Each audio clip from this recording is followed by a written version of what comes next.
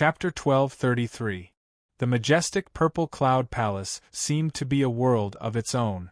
Countless space-time overlapped and flickered, forming an extremely large yet extremely small world. The palace of the great mediums was the world of ordinary living beings. The guests in the middle hall of the purple cloud palace were all chaotic godfiend embryos formed from Daozu Qi.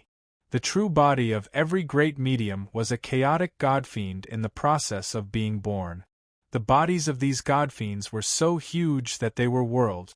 From the perspective of River Styx and the others, the Purple Cloud Palace was an ordinary palace hall. However, from Yuan Yu's perspective, the Purple Cloud Palace was the embryonic form of a multiverse. The great mediums inside were all embryos of universes. The chaotic godfiend itself was a universe. The embryonic form of a universe was born from the innate qi. That was why Pangu, who had devoured 3,000 chaotic godfiends, was able to create a chaotic godfiend. Yuan Yu had been chased by a certain veteran, Dara. He had been on the run for more than half of the Taichu era.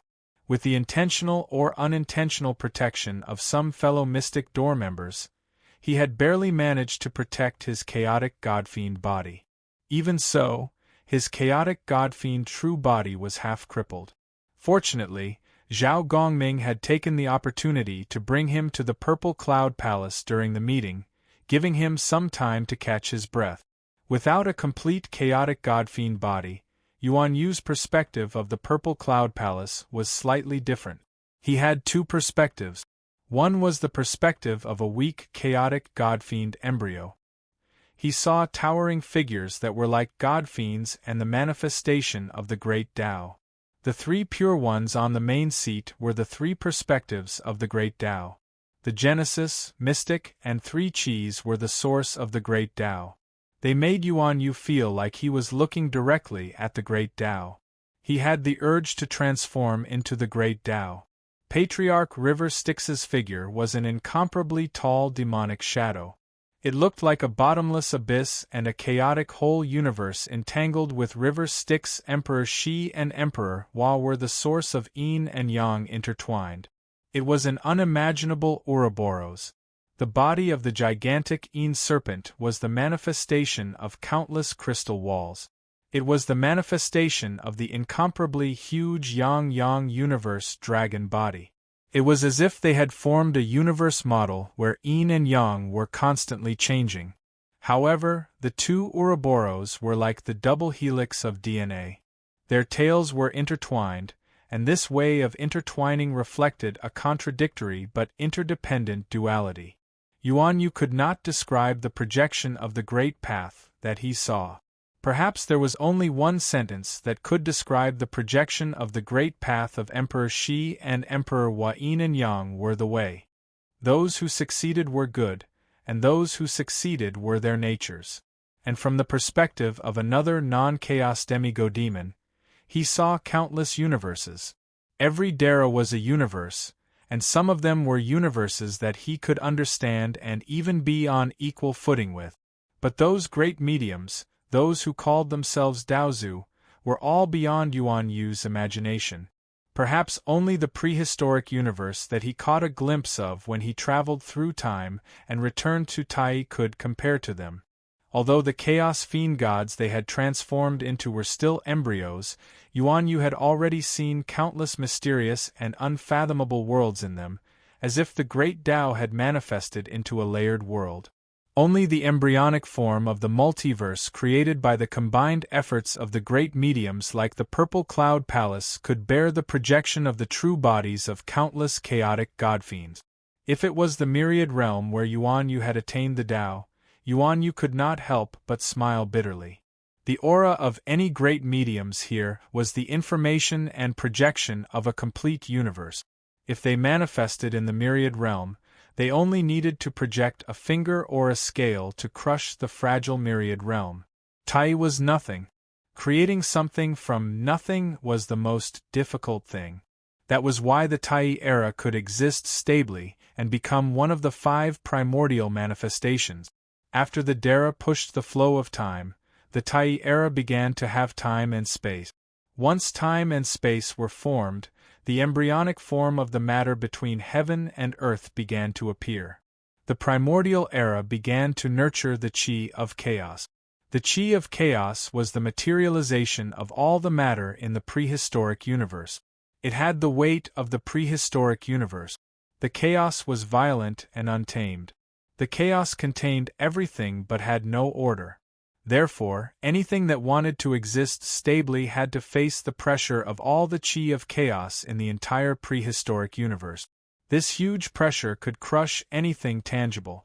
Only the chi could exist between heaven and earth. In Yuan Yu's memory, the strongest artifact could only last for less than a breath in the chi of chaos before being crushed. Only a chaos god-fiend that could withstand this huge pressure and begin to nurture. The strength of the true body of a chaos god-fiend was imaginable. The reason why Yuan Yu was a half-crippled chaos god-fiend was that his true body's foundation had been shaken by the one in the battle of the Great Tao. He could no longer withstand the pressure of the chaos. He could only rely on the protection of other Taoists and temporarily exist with the help of the chaos godfiends. Therefore, Yuan Yu could not escape. Without the protection of other Taoists, the chi of chaos alone could crush his true body. Only with the help of the Purple Cloud Palace, the embryonic form of the multiverse that was temporarily created in the chaos, could he temporarily take a breather. The 3,000 Chaos Godfiends were 3,000 pillars that held up the entire chaos. When the Chaos Godfiend fetus matured and the Chaos Godfiend was born, the power of the 3,000 Chaos Godfiends would crush the chaos and destroy the entire chaos. Then, the next era would begin, the primordial era. At that time, a world without the pressure of the chaos could allow matter to begin to take shape. Yuan Yu was well aware of the terror of the chaos. It was a terrible tempest that even Grand Luo felt like a small boat amidst a tempest. While they were all gods and demons who shouldered the chaos, Yuan Yu knew that he was the dwarf who pretended to carry an entire world beneath the feet of a giant. Those great divine abilities, on the other hand, could shatter that terrifying world of chaos with their very existence. Who said that the great mystical abilities are in the same realm as us? Yuan Yu was speechless. How arrogant must the Dara be to think that these monsters are also Dara? Were they Dara? It was just that they were still willing to be Dara. No wonder people said that the primordial era was Dara's game, and also a game for the great mystical abilities. But in the end, it was still a game for the great mystical abilities. We're just something the great mystical abilities found to put on a show. Yuan Yu was a little depressed. They are the chaotic godfiends. We are just chaotic fish. Then, he saw these real chaotic godfiends evolve those indescribably terrifying things one by one: heaven, Mount Buzhou, the primordial water cycle, the Milky Way, and the river Styx Blood Sea. Those projections emitted ancient waves of the great Tao. When they appeared, even the Purple Cloud Palace groaned, as if it could not bear the weight. It was as if the Tao and reason were all shattered. He saw with his green eyes the collision of different heavenly Taos. The heavenly Taos that seemed unreachable and unimaginably powerful in the eyes of cultivators were like playthings in the hands of the great mystical abilities. These different heavens collided with each other, and in an instant, they could destroy countless small worlds like the Myriad Realm. Before becoming Dara, Yuan Yu was like an ant in the collision of these projections. This even made Yuan Yu question himself. Am I really Dara? I'm not a fake grand heavenly immortal, right? Is my zenith heaven immortal realm a gift for topping up your phone? Did I not charge my phone? Fortunately, Yuan Yu's innate nature was the innate inextinguishable divine aura. He had successfully arrived outside the computer and watched the godfiends fight on the screen. Although he was still immersed in the memory of being a code slave in the past and felt that the godfiends on the screen could easily crush an entire world, now that he was familiar with it, he still felt a sense of security. After all, Dara was already free from calamities and tribulations. Everything that was being beaten, destroyed, tortured, and ravaged was only the account on the screen. Yuan Yu raised his Xian bead and supported the Mystic Door's 36 days proposal. Then, unsurprisingly, he found that the support for the proposal was not based on the number of people, but based on power. His support was at most a little symbolic and dispensable spiritual and moral support. Then, unsurprisingly, it was defeated by the other heavens. What happened next continued to ravage Yuan Yu's worldview over and over again. So this is how Mount Buzhou was broken. No wonder it's called Mount Buzhou. Buzhou means incomplete. Isn't Mount Buzhou an incomplete mountain? He wasn't even trying to hide it anymore. Are the great divinities too lazy to give Mount Buzhou a new name? Isn't this too appointed? Before I attained Tao, I believed that Zhurong and Gonggong fought and caused Gonggong to break Mount Buzhou in anger. But I believed in them. This is a performance, right? Is Gonggong the best actor? It caused an irreparable shadow in my young heart. I knew that Dara could see the past and the future with one glance, how things happened and how many mistakes they made. It turns out that Dara doesn't make mistakes, but he knows how to act. Is the history of my life their stage? It turns out that the great divinities are a bunch of drama queens. Will the three teachers find out that I'm thinking this and kill me? I thought that the game between Dara relied on each other to hide the secrets of the heavens. So, it's all about acting? The most important quality of the great divinities is the self-cultivation of an actor? Yuan Yu also saw the primordial water cycle suggested by river Styx. Innate true water. I've finally heard something familiar, something I've come into contact with in the past. After attaining Tao, Dara seems to have suddenly become high-end. It's all about innate spiritual treasures, chaos godfiends and whatnot. You should know that I've never even seen a shadow of an innate spiritual treasure or smelled a chaos godfiend. What innate spiritual roots, connate lifeforms, Mount Buzhou, and the primordial sky? I've never seen any of them. I've embarrassed Dara. Not only have I never eaten a pig, I've never even seen a pig walk. Once again, I wonder, am I really Dara? This is fake, isn't it? Dara seems very high-end. How did a country bumpkin like me become Dara? Why didn't all the super-powerful connate lifeforms succeed, but a country bumpkin like me succeeded? Is there something wrong with this Dara? Innate true water. So awesome! I've only come into contact with two types of innate true water in my life. A certain Taoist achieved Tao with Tianyi true water, but his Tao collapsed before he succeeded. I remember a certain Taoist's trump card was the true fire of the sun. In order to snatch the lunar true water from the Cambrian realm, he destroyed it. I'm still one type away from the triple light holy water. I need to refine an entire world's water source to refine a small amount of Tianyi true water. I can only refine a few drops from an entire ocean. This is the easiest innate true water I can find. It's said that the lunar true water requires the lunar origin. Even the lunar origin, solar origin, and stellar origin can't refine much triple light holy water. It's said that there was an ancient world made entirely of stars called the heavenly star realm. Their specialty was the triple light holy water. It's said that a living planet can only refine one drop of triple light every 60 years. In order to refine the triple light holy water, half of the living planets in that world turned into cold, dark, and lifeless planets, allowing extraterrestrial demons to grow in them, which led to the destruction of that world. Is the virtuous pure water the water from the Western virtuous pool? I've heard of it. It's said that only those who attain the Arhat fruit and Bodhisattva fruit can enjoy the virtuous pool once and use the water to cleanse their golden bodies. The first essence heavy water and the 9 heavens weak water are already legends. Yuan Yu thought sadly, after the destruction of the primordial world, there was no thick earth and clear sky. The clear and turbid air in the small world was not enough to nurture the complete 9 heavens weak water and the first essence heavy water. They were all reduced versions of the geocentric heavy water and the pure spirit water. Even so, they are still very precious spiritual treasures and spiritual materials. The heaven underworld spring and the blood river true water are the most precious treasures of the netherworld.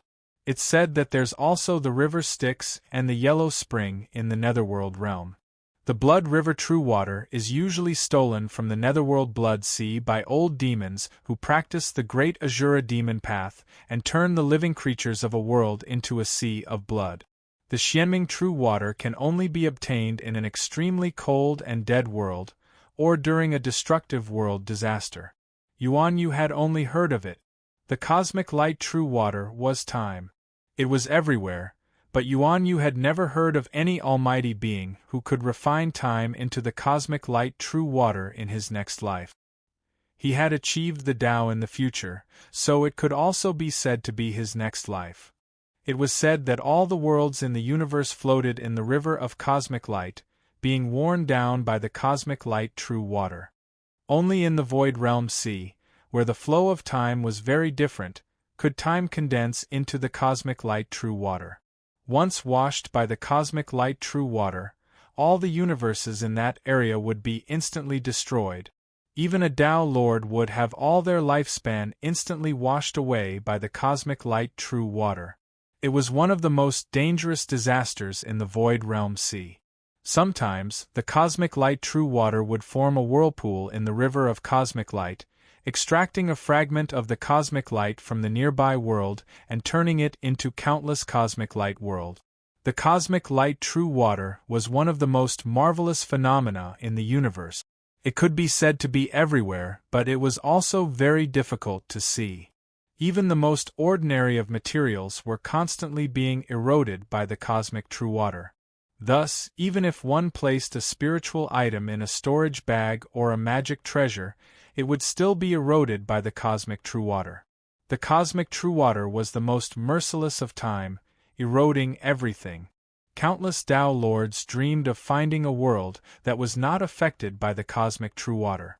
When he saw the water essence great circulation model, Yuan Yu finally understood the true function of the cosmic light true water. It was just the embodiment of the great Tao of water. Although it seemed to have disappeared after the destruction of the universe, it was actually just a different form. The cosmic light true water was a material form of water, so it could transform into the most ordinary water. A single drop of it could transform into an ocean, and a few drops could transform into all the liquid water a world needed. After the destruction of the universe, its function was to transform the water from the cosmic light true water to the cosmic light true water. It was the embodiment of this downward transformation of water from the cosmic light true water to the cosmic light true water. It was also the embodiment of the material aspect of water. The triple light true water was actually the embodiment of life being nourished by the sun, moon, and stars. It was the embodiment of the Tao of water that nourished this aspect. The Xianming true water was cold. It was winter. The 9 heavens weak water and the first essence heavy water were waters of different densities. It was the principle of water flowing downward. It ensured that water could flow downward regardless of the density of the substance. The yellow skies yellow springs was the principle of water flowing downward from the blue skies, falling from the sky, to the yellow springs, water from the underground. It was also the principle of the blood river true water, the true water that contained all impurities. It then purified itself and became the yellow skies yellow springs. It was the self-purification ability of heaven and earth, and also the symbol of the great Tao of water's purification and impurities. Finally, there was the cosmic light true water. It symbolized the same principle of time and water. It would only flow downward. Therefore, any existence that tried to go against the flow of time would be washed away by the cosmic light true water even more intensely. Although the innate true water disappeared in the future, the great Tao that it represented did not disappear. It turned into different types of acquired true water and still maintained the great water cycle of heaven and earth. They were the material carriers of these principles. The winter goddess Xianming controlled the Xianming true water, so she could freeze everything, and make everything silent. The water goddess Gonggong controlled the Tianyi true water, so she could cause a great flood to cleanse the earth. The dragon clan of the four seas controlled the Tianyi true water, so they could protect the four seas and control the eye of the sea. The mystic door controlled the triple light true water, so they could absorb the essence of the sun and the moon, and could enlighten demon spirits. Even the underworld had to rely on the blood river true water and the yellow skies yellow springs to purify the impurities. It represented the nurturing and purification of the earth. The inside of the river Styx contained and purified the impurities produced by heaven and earth. The innate true water formed its own authority. It could be said that it was the embodiment of the water god's authority in the past. Yuan Yu began to respect the river Styx patriarch more and more. In the future, the river Styx patriarch gave up many benefits, but he also gained the most. He became the symbol of the great water cycle of heaven and earth, the enlightened water ancestor of Pangu. After Pangu created the world, the water ancestor of Pangu transformed into the great water cycle of heaven and earth, turning into the 9 types of innate true water, and the ultimate. Yuan Yu saw the chaotic hole that river Styx finally evolved into, the huge abyss, the abyss. He was so scared that he almost trembled. The ultimate. The place where the universe ended. The remains of the destroyed worlds would sink into the realm sea and reach the bottom of the realm sea. There was a bottomless abyss there that devoured all the remains of the worlds and destroyed everything. That was the ultimate. According to legend, the destruction of the universe was the gradual falling of the worlds into the ultimate, causing the power of the ultimate to grow stronger and stronger. In the end, it devoured everything and turned everything into nothingness. The demon Tao of the ultimate was an existence that made Yuan Yu feel fear from the bottom of his heart. They were the enemies of all existences in the universe. They were the opposite of existence, the symbol of destruction. Even the powerhouses of the fiendish Tao who cultivated in the ultimate would mostly be devoured by the great Tao of the ultimate that they attempted to control. A golden immortal like Yuan Yu would also be ground down by the great Tao of the ultimate. The ultimate was like an incurable infectious disease, a gigantic millstone that obliterated everything. It was the nightmare of all living beings in the universe. As he watched River Styx evolve the ultimate and practice his great Tao of evolution, natural selection, survival of the fittest. It was the same for the world. Therefore, there had to be the ultimate, dharma ending, destruction, and annihilation tribulations to realize the great destruction of the world. Great horror, great despair, and the survival of the fittest naturally eliminated those worlds. So, this is how the ultimate was created? As Yuan Yu watched Patriarch River Styx slowly explain the great Tao of the ultimate, it was as though he was looking at a living devil. It was horrifying, an unimaginable fiendish shadow. Chapter 1234. The great mediums in the Purple Cloud Palace watched as the Netherworld River evolved into the Sea of Heavens and the world model of the ruins of End. They were all moved. The Heavenly Lord of Primordial Beginning had a thought and thought. The great Tao of the ruins of End seems to coincide with the numinous treasure. The creation of the primordial world and the evolution of the Tao were divided into 3 stages: primordial chaos, and primordial Tao. Among them, Dara dominated the primordial chaos and symbolized the beginning of chaos, the initial separation of Yin and Yang, and the emergence of Lingbao. The second great century of Taoism was called the primordial chaos period. As preachers, the 3 pure ones symbolized the incarnation of the great Tao. As the hegemon of Pangu, the monopolist of the orthodox Pangu, the primordial chaos universe evolved from the 3 qi of beginning, Yuan and Xian.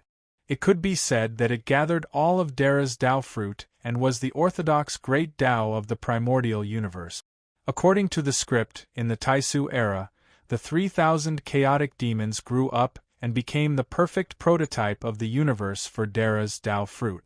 The 3,000 chaotic demons devoured each other and gathered all the prototype of the universe to give birth to the future Pangu. Therefore, the 3,000 chaotic demons devoured each other. The only winner would plunder everyone's great Tao and prototype of the universe to achieve his own Tao fruit.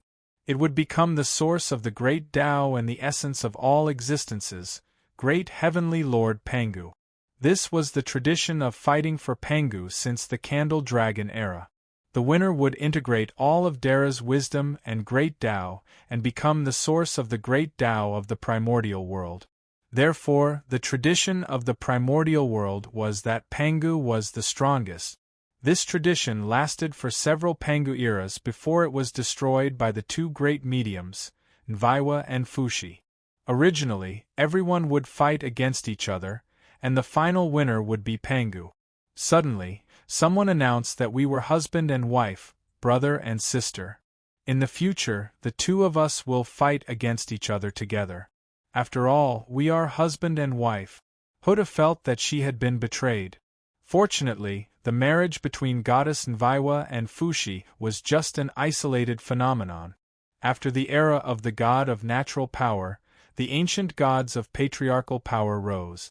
There could not be two suns in the sky, and it was impossible for the ancient gods to have two emperors. Therefore, in the era of the Tai Emperor of Heaven, the Chaos Emperor of Heaven, the Heavenly King Yuanshi, and the Heavenly King Ling Bao, everyone began to fight one-on-one again, and decided the ownership of Pangu through duels. The combination of Emperor Nviwa and Emperor Shi was faintly targeted. After all, it was difficult for 3 fists to fight against 4 fists. Even if they were husband and wife, they could not go against everyone's secret targeting. Therefore, in that era, this method of forming a combination to cheat was suppressed. In that era, no matter how powerful a powerful being was, he couldn't fight against everyone. Therefore, the position of Pangu changed the fastest. Usually, after a Pangu era, the previous Pangu would be targeted by everyone, intentionally or unintentionally, and would have to abdicate the position of Pangu. During this period, the position of Pangu would change, according to the situation of Dara's interest group. Every Panguji was forming alliances, colluding, and exchanging benefits. Then, in the next round of fighting for Pangu, they would begin the game. The result of the game was often unexpected. Some people, who were not the strongest, could often be induced by the situation to prove Pangu's Tao. Until the appearance of that person, the Taishang proved Tao, Daoran, Yuanshi, and Heavenly King of Lingbao. A foul combination that could challenge everyone else appeared. The combination of the 3 pure ones had the power to challenge all other great mediums. Moreover, because of the rise of the post-celestial creatures and the 3 pure ones' abandonment of the leadership of the untainted land, the interests and foundation of the great mediums were divided. As a result, there were 2 camps among the great mediums, the post-celestial creatures, the ancient gods, and the post-celestial creatures, the human race, who could not challenge the position of the 3 pure ones. The monopolist of Pangu was finally born. The world entered the era of the 3 pure ones' domination of Pangu, until the post-celestial human camp completely suppressed the camp of the ancient gods, forcing the great mediums among the ancient gods to go offline. In the end, they were dissatisfied with the 3 pure ones' domination of Pangu for a long time. The mystic door suppressed the divine path, and the situation where the masculine body completely suppressed the feminine body of Dara, Goddess Huda waved her arm and summoned the most excessive combination of the 12 great mediums in history to fight against the 3 pure ones. Therefore, Pangu was the source of the great Tao, and also the greatest benefit that surpassed all the benefits of the untainted land in the future. River Styx stirred up the future of the untainted land. So what if he had a plan and a plan? As long as the 3 pure ones occupied the position of the orthodox Pangu, they would have a share of all the benefits, and the biggest share. River Styx became the incarnation of the water ancestor of Pangu. However, the three pure ones were Pangu. No matter how many benefits River Styx seized, the three pure ones would have a share. Pangu was the head office of the untainted land, and the three pure ones were the three biggest shareholders of the board of directors. Together, they were the chairman. When a great medium like River Styx proved the Panga Dharma, it was equivalent to opening a branch under the Panga Corporation and taking the post of the general manager of the branch. No matter how many benefits this branch took from the head office, or how many customers this branch took, the biggest shares still belonged to the head office, and the three pure ones would still take the biggest cake. The only thing that the three pure ones had to worry about was that, after the branch grew bigger, the general manager would win over the project manager and force him to abdicate. Therefore, the ultimate was the manifestation of the water ancestor of River Styx, the foundation of the devil path, and the root of River Styx. So what if it was true? The untainted land still belonged to the three pure ones, therefore, the primeval of beginning had a good idea. The untainted land had no end, and the untainted land had no doomsday. There was no link where the world would be destroyed. It was like a river without an end. The untainted land was not a cycle, but a fish, Dara, born in the middle of the river. It traced its way back to the source of the untainted land, then changed its course and basin, and became a new river. Every Pangu era was a change of course in the untainted land. However, every time, the untainted land would only go too far, becoming desolate and desolate, from rich to barren, but it would not be destroyed. Therefore, the untainted land had no end.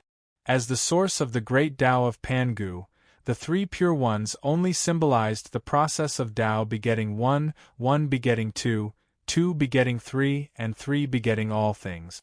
The River Styx created the ultimate and built the destruction model of the heavenly realm sea, which was equivalent to building an end model for the untainted land. It made the untainted land into something out of nothing. Infinity gave birth to Tai Chi. Tao begot one, one begot two, two begot three, and then three begot all things. The foundation of the world was set. Finally, it stepped into the ultimate, and everything returned to nothing. Tai Chi returned to infinity. This was the biggest purpose of the ultimate model. It gave all living things, gave all existences an ending of death. It was the great destruction, great terror, great end. Everything went from nothingness to existence, and from existence to nothingness, turning the chaos world into a cycle, a circle, an Ouroboros. From then on, the chaos world was no longer a river changing its course, and the chaos world was no longer a river with no beginning and no end. Instead, it was a cycle with a beginning and an end. Every time the ultimate annihilated all existences and returned to Wuji, it was the beginning of the next era. At this time, the three pure ones, as the orthodox Panga clan, naturally had to accommodate this new model. The River Styx could only occupy the ultimate to create a foundation for the demonic path, but the three pure ones could incorporate the entire cycle of the universe into their own Tao fruit. They were interested in the concept of everything returning to nothing, which was the end of all things, and the process of Tai Chi returning to infinity. Interesting. The three of us are squeezed into the same Tao beginning epoch where Wuji gives birth to Taiji. It's really too cramped. As a result, our authorities overlap. Taoist Mingy's ruin of end model determines the destruction that the universe has to go through. He also proposed the destruction concept of Taiji returning to Wuji. The primeval of beginning turned to the Grand Supreme and asked, "What do you think, brother?"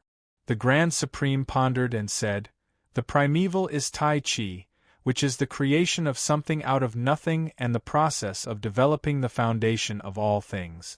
The Grand Supreme is Tai Chi, which is the foundation of existence. Ling Bao is Tai Chi, which returns to infinity and returns to nothing. It is indeed not bad, but if that is the case, we have to give some benefits to the River Styx. It is not impossible to agree with his model of the Sea of Heavens and the ultimate path.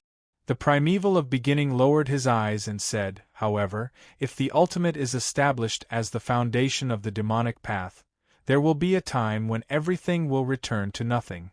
There will be the calamity of the heavens and the destruction of the demonic path, and the disappearance of the demonic path. It is the general trend of the heavenly Tao. By that time, the mystic door and Sakya's Buddhism will fail, and only the demonic path can take the opportunity to prosper. It is fine. The Grand Supreme said, when the ultimate develops to its peak, even the demonic path will be destroyed. The demonic path will be destroyed, and all the demonic path cultivators who cultivate the path of the ultimate will be devoured by the ultimate when the ultimate comes and become the ultimate itself. Taoist river Styx will only be able to help the demonic path gain the general trend and destiny for a short period of time. We can use this to train our disciples and use the demonic path to polish the mystic door. I think Sakya has the same idea. Why not give the ultimate to junior brother Ling Bao? The primeval of beginning frowned. The ultimate needs to destroy everything, shake the will of existence, and destroy everything. When that time comes, our orthodoxy will also be destroyed.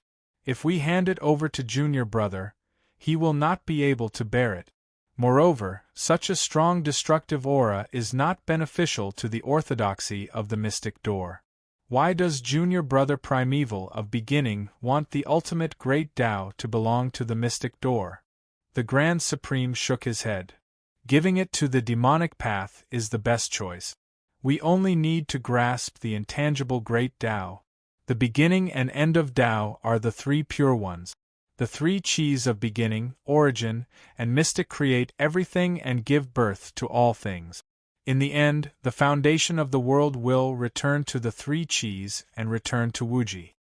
The three pure ones discussed for a while and felt that the model of river Styx was not bad, so they might as well support it. Meanwhile, the demonic path Dara behind river Styx was boiling. An old Gu demon saw the model of the ultimate devouring the heavenly realm sea and the projection of all worlds heading towards the end. He slapped his thigh excitedly. Is this the heavenly Tao on my side? Beside him, a crown prince of Mara said with tears streaming down his face, Finally, we are destined to win one round. I have been bullied by the righteous path Dara so badly. No matter how hard I try, no matter how hard I struggle, I always temporarily gain the upper hand, and in the end they always win. Oh my! We finally made it. There were still some who did not understand, so they quickly asked the people around them, What is going on? The old demon beside him was touched. Fellow Taoist, have you worked very hard in the past to bring glory to our path, to demonize everything, to destroy the righteous path hypocrites? More often than not, when your plan is halfway to success and all the difficulties have been eliminated, some juniors who are like ants would obtain great luck out of thin air. Countless righteous path Dara would intervene in the dark, causing you to fail at the last step and have to leave with regret.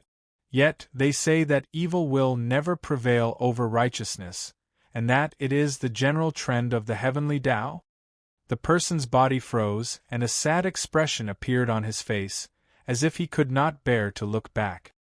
Now the era of evil will never prevail over righteousness, and the victory of the demonic path is only temporary, and it will never return. Now the heavenly Tao can also be in my hands. Upon hearing this answer, the person clenched his fists, and a complicated expression appeared in his eyes, and he could not help but ask, What did you say? The great ancestor river Styx established the ultimate, and set the number of worlds to be destroyed. Whenever the resources of some worlds in the realm sea of heavens are exhausted, and from prosperity to decline, it would be filled with the aura of doom, destruction, and fear, and would be pulled by the ultimate to sink into the bottom of the realm sea. This process is the chance for the demonic path to prosper, and the Tao will disappear and the demonic path will grow.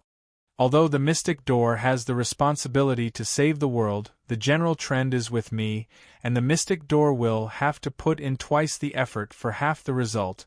while the demonic path will have twice the result with half the effort, and will always be the sect of destiny.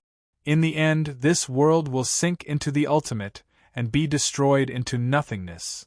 But the old demon was slightly hesitant. Won't we be destroyed as well? Are you stupid? Dara, no tribulation. Besides, as long as you continue to cultivate in this world, and then destroy another world, destroying the living beings of that world, you will have a chance to transcend.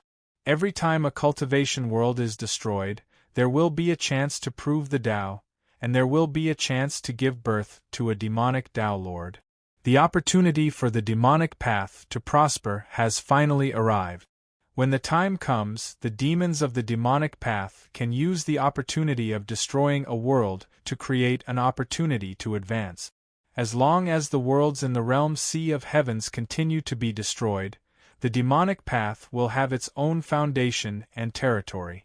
When the great Tao returns to the ultimate, all the worlds will be pulled by the power of the ultimate, and the realm sea of heavens will be shrouded by the aura of doom, destruction, fear, and doom. Then, the demonic path will completely prosper in the realm sea of heavens, and the Tao of the universe will decline, and the demonic path will grow, and the demonic path will become the main character of the era. This is the final tribulation of destruction, the tribulation of all Taos to the ultimate, the tribulation of the end of the great Tao. The postnatal vitality will be transformed into the filth, exhaustion, destruction, and energy that is suitable for the survival and cultivation of the demonic path. Patriarch River Styx is indeed the new leader of the demonic path. Dara of the demonic path felt as if he had been enlightened and refreshed. He was even more convinced of River Styx, and no longer had any dissatisfaction. The fatal weakness of the demonic path was that it was difficult to have a foundation. After all, in the realm sea of heavens, there were very few worlds that were suitable for the demonic path. In other worlds, the demonic path only had a chance to prosper for a short period of time, but in the end, it would still be suppressed by the righteous path of the mystic door, or even destroyed. The opportunity that belonged to the demonic path, in the cultivation history of a world, was like the thin layer of cream in a biscuit. It left Patriarch Dara of the demonic path with endless aftertaste, but also full of regret. Ro looked at Dara of the demonic path, who was whispering excitedly and had forgotten about him, the former demonic path cult leader. He could not help but feel indignant and aggrieved.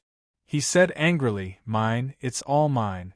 All of this was originally mine. I was the one who proposed the great destructive demonic path. I was the one who established the principles of destruction, fear, and the end of the demonic path. Wake up, all of you. I, Ro, am the ancestor of the great destructive demonic path." That River Styx only used the great destructive demonic path to stir up the killing tribulation and control the tribulation. He is the killing tribulation demon ancestor, and I am the destruction demon ancestor. At this moment, Ro felt a hand on his shoulder. He looked up and saw that it was the annoying face of River Styx. River Styx whispered, "Brother, do you want to make a deal?" Ro secretly clenched his fist. "I'll endure it." "What deal?" "I will hand the destruction demonic path over to you. You will still be the demon ancestor of destruction, end, and fear. When the worlds come to an end, you will still be the incarnation of destruction. All the demonic path forces that cultivate the destruction demonic path will still be your disciples and disciples. Your true body must be hidden in the ultimate. When the Dharma ending and end tribulation arrive, under the guidance of the great Tao, you will appear in every world and destroy everything. Finally, you will become the destruction great Tao and return everything to nothingness." "You want to fill me in the ultimate?" Ro roared. "How can you call it filling in the ultimate?" River Styx said innocently, "Before the chaos was broken, my water ancestor turned into the 9 great true waters, the 5 great river channels, the southern underworld ultimate, and the blood sea, River Styx. Then we pretended to do it. I suppressed you in the sea eye of the ultimate, and when the chaos was broken, you would become the incarnation of the destruction great in the ultimate. You would be the final disaster of destruction. We can make up a story. Let's say that you have tainted the ultimate and become the place where all things end. As for me, I am just a pure Pan-Gu water ancestor. I am the shell of the ultimate, the eye of the water circulation in that table. I am just a demon ancestor who controls the destruction great. I will let you destroy the world. How about that? Aren't you going to fill me in the sea eye? That will be good for you too, River Styx said earnestly. Otherwise, if I control the destruction great, I will be the symbol of the end and destruction. What does the devil path have to do with you? You want to suppress me, and you want to suppress me in the era of Pangu. Don't be so shameless. River Styx pointed at Ro's nose and said, when the time comes, if you piss me off, I will really suppress you in the ultimate and refine you into the incarnation of my great Tao of destruction. By then, you will be one of my incarnations, Ro. Do you understand? I, the demon ancestor, will turn into 3 incarnations, River Styx, Ro, and K2. I will become the only leader of the devil path. Do you agree or not? River Styx's Avicii sword was unsheathed. Ro's expression was uncertain. He gritted his teeth and said, fine, I will bear with it. Fill the ultimate, so be it. But let's make it clear.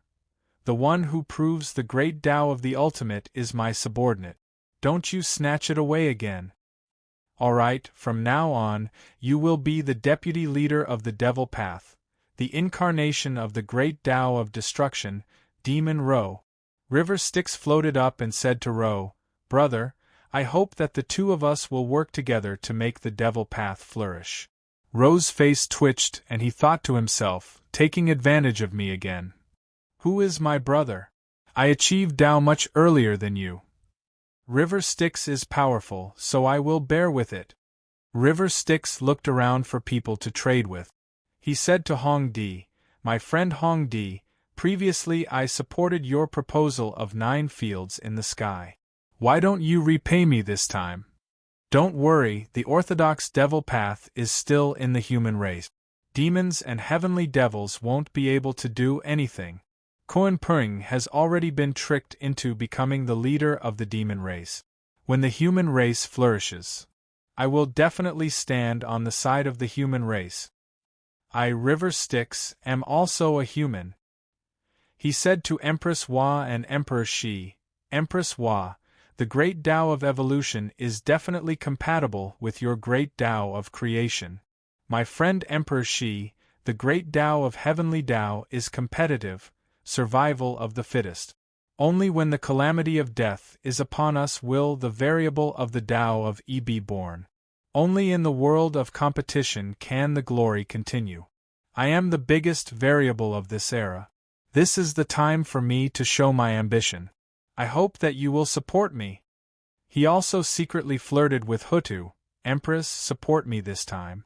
When we fight for Pangu, River Styx will repay you. He said to the ancestral dragon, my friend ancestral dragon, I will hand over the ocean eyes of the 4 seas and the Tiani true water to you.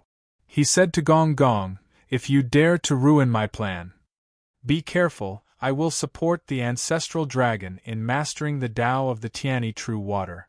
By then, the rain and flood will be controlled by the dragon race. He said to Xian Ming, sister, here is the Xian Ming true water. And Heavenly Lord Yuanshi and Taishang Daozu, it's a deal. Great Heavenly Lord Lingbao is the incarnation of the great Tao from existence to nothingness. The great Tao of ultimate belongs to me, and the process of the metaphysical Tao is yours. Chapter 12:35. Yuan Yu stared nervously at the big shot. He clenched his fists, his palms sweaty. Finally, it was time to vote. As the ultimate model was not the standard model of the prehistoric world, there were no competitors. Perhaps in the next Pangu era, the parties who had figured out the specific situation would come up with their own ultimate model. But for now, this was still something created by River Styx. New things were often questioned. Only when new things were stable and accepted would there be people who wanted to pluck the peaches. The peaches had not ripened yet, so no one competed with River Styx for now. When it was time to vote, Dara threw in Xian beads. Those who opposed would use Xian beads to knock down the ultimate model. Those who supported would throw in Xian beads to strengthen the projection of the ultimate. If the ultimate model swallowed everyone's Xian beads, the proposal would pass. When Pangu opened the sky, Ancestor River Styx's Dharma would transform into enlightened water Ancestor Pangu. When Pangu fell, it would transform into the ultimate. River Styx, Milky Way, Earth River, Milky Way, 4 seas, completing the water cycle of the prehistoric world. Yuan Yu raised his Xian beads without hesitation and smashed them into the ultimate. There were many others who raised their Xian beads and smashed them into the ultimate. Dara of Diabolism threw the Xian beads into the ultimate to strengthen the projection of the ultimate. However, those few Diabolism Dara were weak. Compared to the opposing forces of the mystic door and Buddhism, they were very weak. Luoluo, hundreds of Xian beads connected into one. It was like the projection of hundreds of universes smashing into the ultimate. Dara of Diabolism only had dozens of universes. They threw in the ultimate to strengthen its power. The 3 pure ones, who were sitting at the top, did not make a move. The great mediums looked on coldly. Ancestral Dragon pondered for a while, and did not throw out the dragon rays. Only Gonggong's eyes flashed fiercely. He hesitated for a moment and threw out a Xian bead, smashing it into the projection of the ultimate. The projection of hundreds of Dara's power was the power of hundreds of chaotic gods and demons. They were the embryonic forms of hundreds of universes that were being nurtured. They joined forces and rose, almost turning into a primordial universe, condensing into the embryonic form of a multiverse. The purple cloud palace was shaken again. The Tao and truth of hundreds of Dara intertwined, as if they had obliterated the great Tao. On one side was the projection of the great path of hundreds of universes, and on the other side was the demonic shadow of the ruins of End that devoured everything and obliterated everything. Dara of the demonic path felt as if the profound bead universe that he had thrown into the ruins of End had been completely crushed by a huge millstone, returning to nothingness. A portion of the wreckage strengthened the power of the ruins of End, causing the great Tao of the ruins of End to suddenly soar.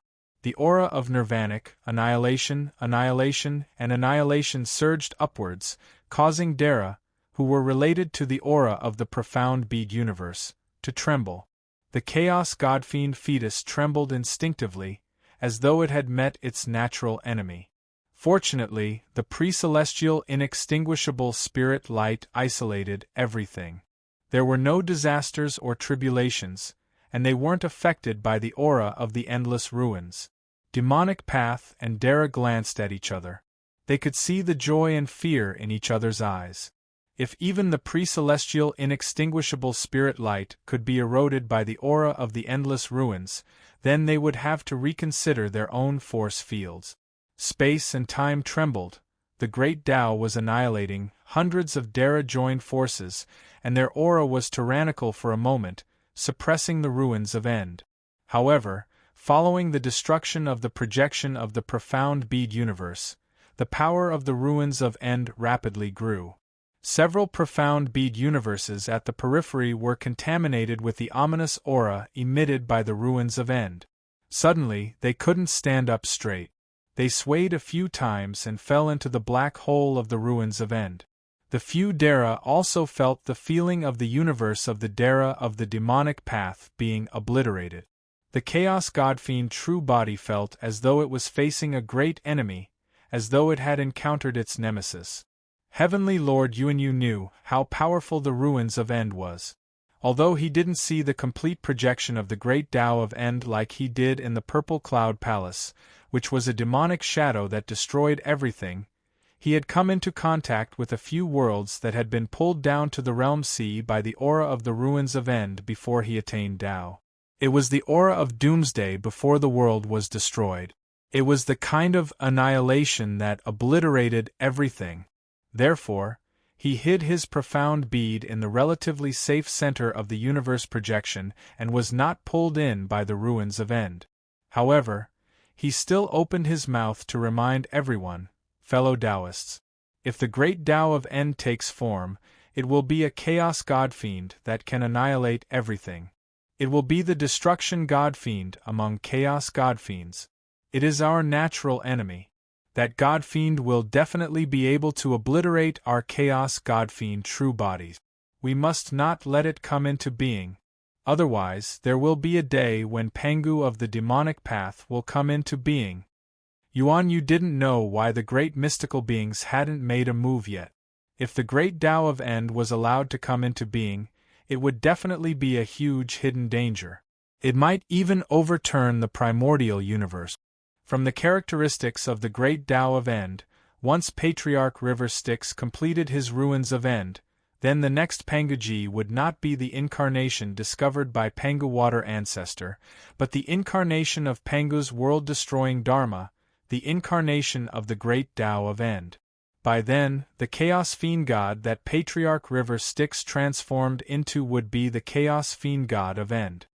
He was born to devour all Chaos Fiend Gods to strengthen his own power. Once he devoured many Chaos Fiend Gods in Dara's Fruit of Way, this Fiend God's power would definitely be strong enough to devour everything, including these great mystical beings. This was because the great mystical beings could only obtain a part of the great Tao of those Chaos Fiend Gods when they killed and suppressed other Chaos Fiend Gods. This was because their great Tao was not about devouring and destruction, while the Fiend God of End could obtain all the power of those Chaos Fiend Gods. As time passed, the Fiend God of End would definitely devour 3,000 Chaos Fiend Gods and become Pangu. Yuan Yu thought that demon ancestor River Styx must have an earth-shattering and destructive plot. He used Water Ancestor and the Water Cycle as a cover in the Purple Cloud Palace.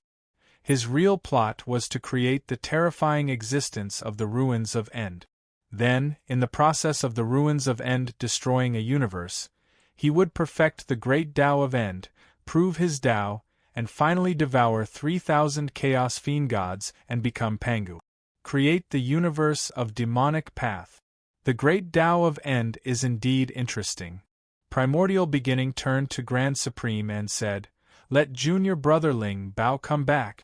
Take advantage of this opportunity to establish the great Tao of End, quickly establish the Tao of Ling Bao that has returned to nothingness. In the next Pangu era, we will kick River Styx away. The three of us will control the creation of the universe, the foundation of existence, and the ruins of End." Grand Supreme shook his head and said, "It's best for Junior Brother Ling Bao to be the source of the great Tao. There's no need to get involved with the great Tao of destruction. Didn't you see that River Styx refused to meddle with the great Tao of destruction? He let Ro take the blame. Although the great Tao of End is powerful, it's only one side of the great Tao. Even if it is traced back to the end of the great Tao, without the Tao of primordial beginning and the opportunity for the existence of Taiji, it can't be called the source of the great Tao. Not to mention the great Tao of destruction below it. Destruction is ultimately a small Tao. Without existence, there will be no destruction. Without creation, there will be no existence. Junior Brother Ling Bao should really come back. Creation, existence, and destruction are one-sided forms of the source of the great Tao. Primordial Supreme, Grand Supreme, and Ling Bao are metaphysical. To Heavenly Lord Yuanyu, the hidden danger of destruction was nothing to Grand Supreme. Brother Ro. River Styx saw that the great Tao of End had swallowed dozens of Dara's Xian beads and strengthened to the point where it could compete with hundreds of Dara's cosmic projections. However, the hundreds of Dara were not ordinary people. Seeing that the great Tao of End had used their Xian beads as nourishment to strengthen itself, they quickly changed the arrangement of the cosmic projections according to the nature of the great Tao of End. They connected the hundreds of scattered universes into one and became a whole. The scattered power condensed into a whole and could still suppress the great Tao of End. Of course, it was impossible to strengthen the great Tao of End Dara to this extent. At this moment, Gonggong also threw out a Xian bead. The water droplet-like Dara Xian bead landed in the hole made up of hundreds of cosmic projections and immediately became the core. The long river of the sky contained all the embryonic cosmic projections and instantly formed an infinitely mysterious array formation. It turned into a surging flood and rushed towards the great Tao of End. In an instant, the combined power of the hundreds of Dara increased by dozens of times.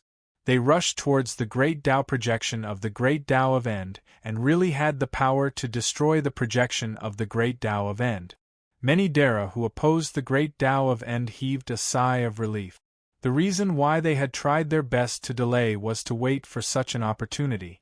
They were waiting for a chance for a great medic who was dissatisfied with River Styx's plan to jump out. Of course, this was not a crisis for River Styx.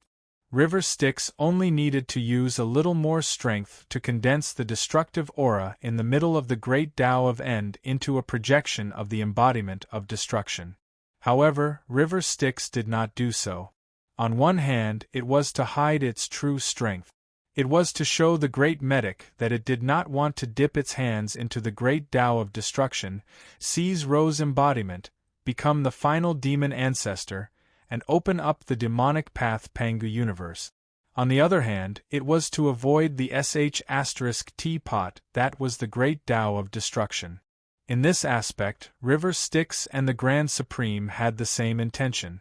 Although the great Tao of destruction was very powerful, it was not a particularly good path for great medic at their level. Only a poor and weak person like Ro would treat it as a treasure. If that was the case, it was better to give it away. The Grand Supreme wanted to give it to River Styx, but River Styx refused and gave it to Ro instead. Therefore, River Styx decisively gestured to Ro, who was beside him. Ro was worried that River Styx would go back on his word. He could also see the future potential of the demon god of End from the projection of the great Tao of End. It was a chaotic god-fiend that had the potential to prove the Tao of Pangu. The heavens had pity on him. He, Ro, had worked hard for so many years, but he had not even come close to Pangu. Although he was a demon ancestor, he was actually a trash can of the mystic Dor Buddhist sect. His days were really miserable and difficult. If he could change his occupation to the great Tao of destruction and become a part of the cycle of the universe, he would instantly become awesome. The demonic path could also call itself the orthodox path of the universe. It would be more awesome, and its power would be stronger. One was the distracting thoughts and negative energy of the demonic path. The other was the great Tao of destruction, the end of all things, the great Tao of finality. The latter was really awesome. In the past, the demonic path was just an evil force based on desire. In the future, it would be the representative of the will of the world's destruction. It would also be able to watch the Buddhist sect of the mystic Dor Buddhist sect struggle to save the world from above. It would sneer and say that the Tao was futile, and then it would destroy everything with a flip of its hand. It was equivalent to upgrading from an antagonist to the final boss. Just thinking about it made Ro feel like he was about to orgasm. Now, he was only worried that River Styx would go back on his word after seeing the potential of the great Tao of destruction. There was no need to be surprised. If it was Ro, he would go back on his word. Fortunately, River Styx did not seem to have that intention. Instead, he gestured for him to start. Ro threw her own Xian bead and watched as the Xian bead landed in the ultimate. It was stained with the aura of destruction. The embryonic form of the Xian bead universe was destroyed, but it transformed into the shadow of the destruction demon god Ro. It was born from the ultimate. The aura of destruction emitted by the projection of the ultimate turned into the destruction demon god Ro. There were even some Ro that directly appeared in the projection of the Xian bead universes of the righteous path. Then, she easily destroyed that universe and threw it into the ultimate. One could see the black vortex in the projection of the ultimate. After giving birth to the destruction demon god Ro, it no longer hid itself and waited for the hundreds of embryonic forms of the universes controlled by Gong to turn into a flood and attack. Instead, it turned every bit of its aura and every bit of its power into an invasive power.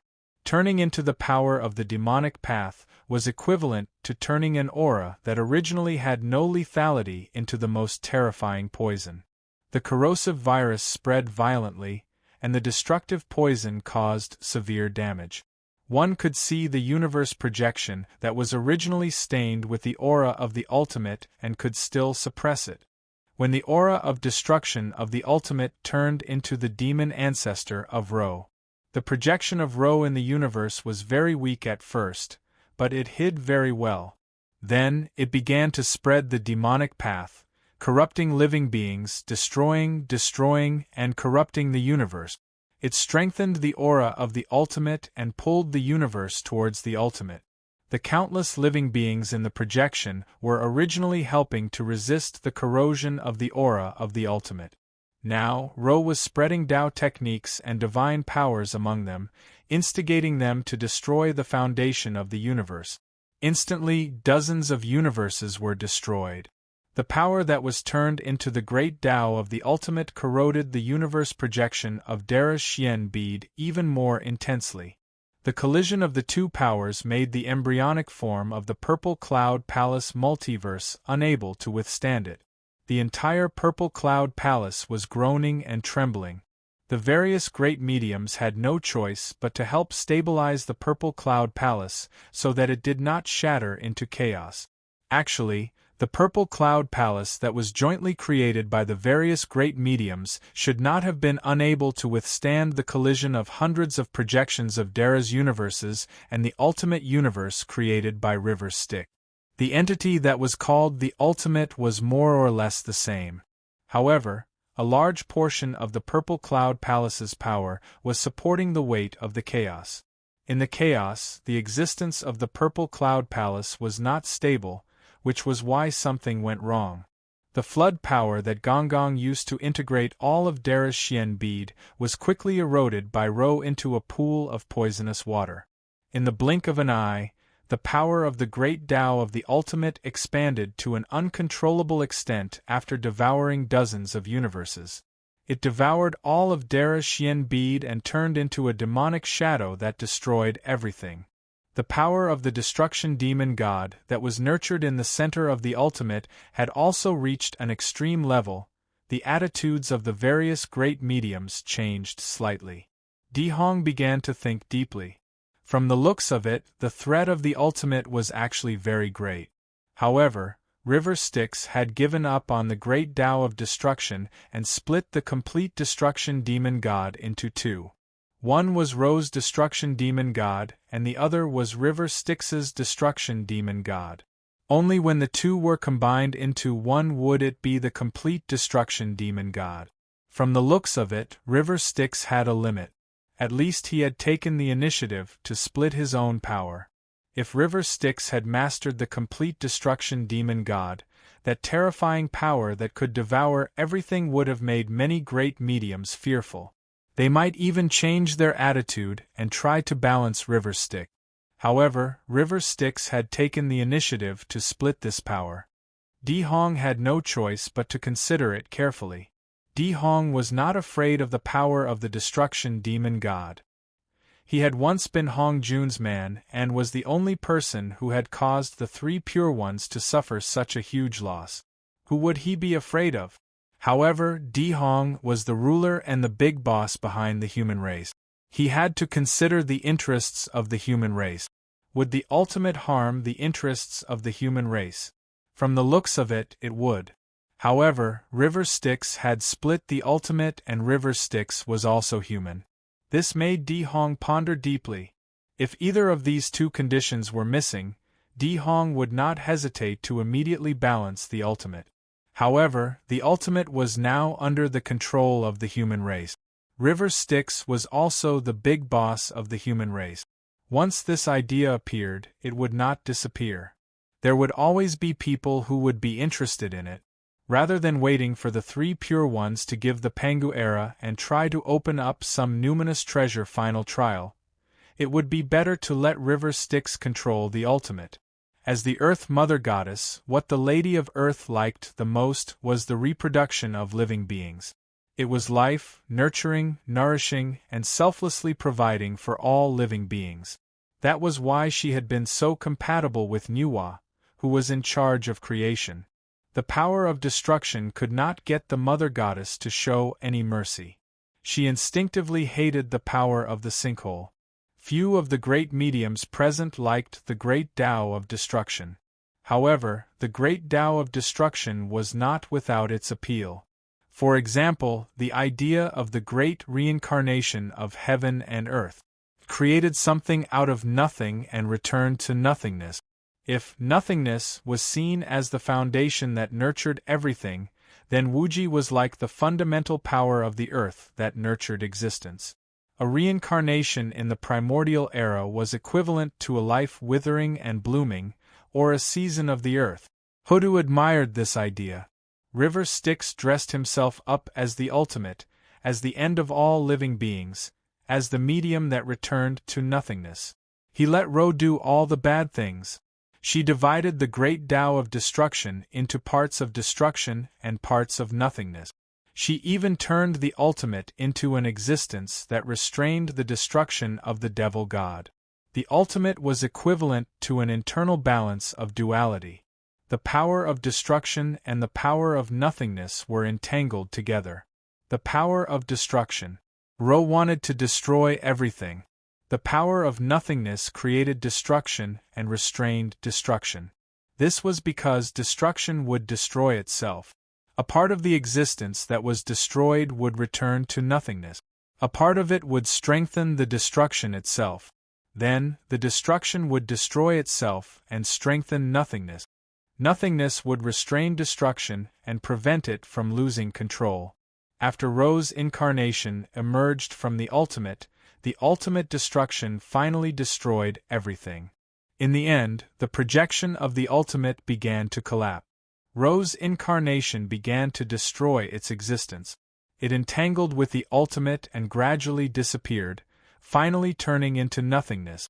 When the great mediums saw this, they smiled and nodded. As expected, the Netherworld River did not indulge in the power of destruction limitlessly. This power was still under control. The Netherworld River had created a power that could restrain destruction and personally controlled it. That was the power that returned to infinity, nothingness. Destruction could not destroy nothingness, but nothingness grew because of destruction. In the end, when destruction lost control, destruction would also return to nothingness. Just like how a flame that had burned out would also be extinguished. Destruction was fire, and nothingness was water. Nothingness was the outer shell of the ultimate. The ultimate would be formed by the great Tao of destruction and nothingness. Destruction was a process, and nothingness was the result of destruction. Therefore, nothingness would not lose.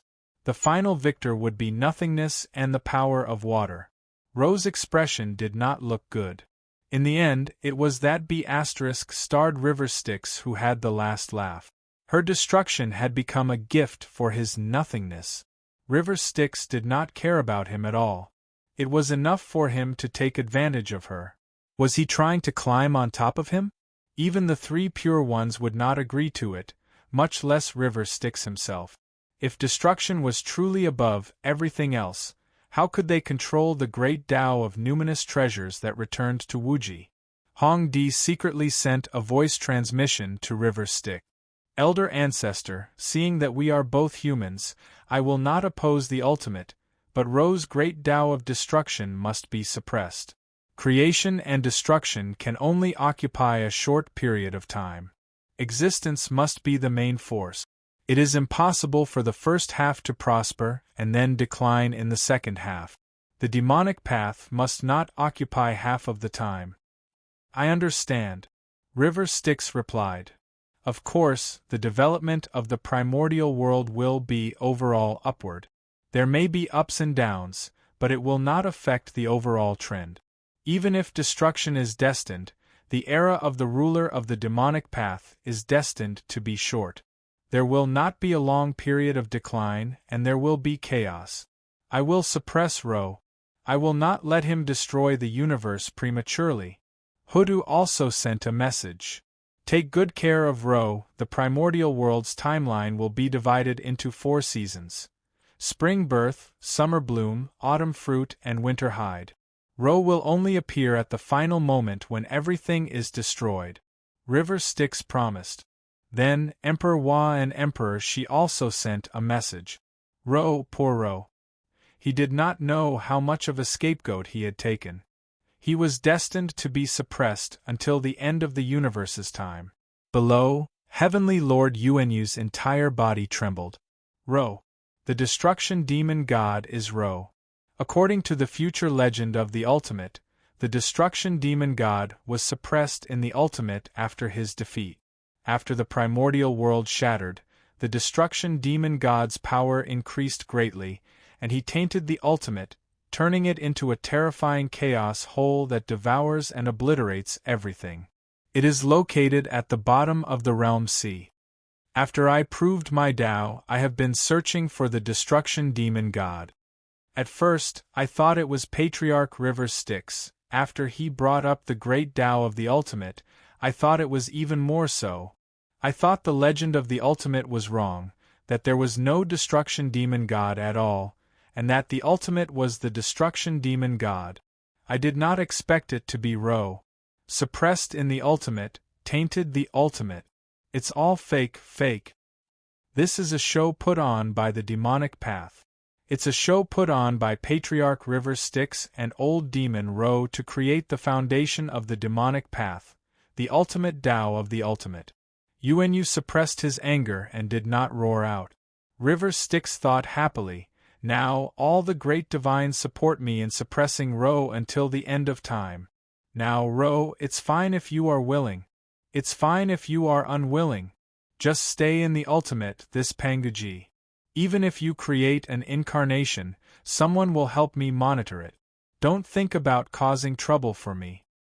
I just gave up a useless destruction great Tao and locked you, the demon ancestor, who is most likely to cause me trouble. Now, isn't it up to me to decide what the demonic path wants to do? Laughing with arms akimbo. Yes, the demonic path will definitely cultivate your destruction great Tao as the main path in the future, but you are locked in the Ultimate. Who else can they listen to but me?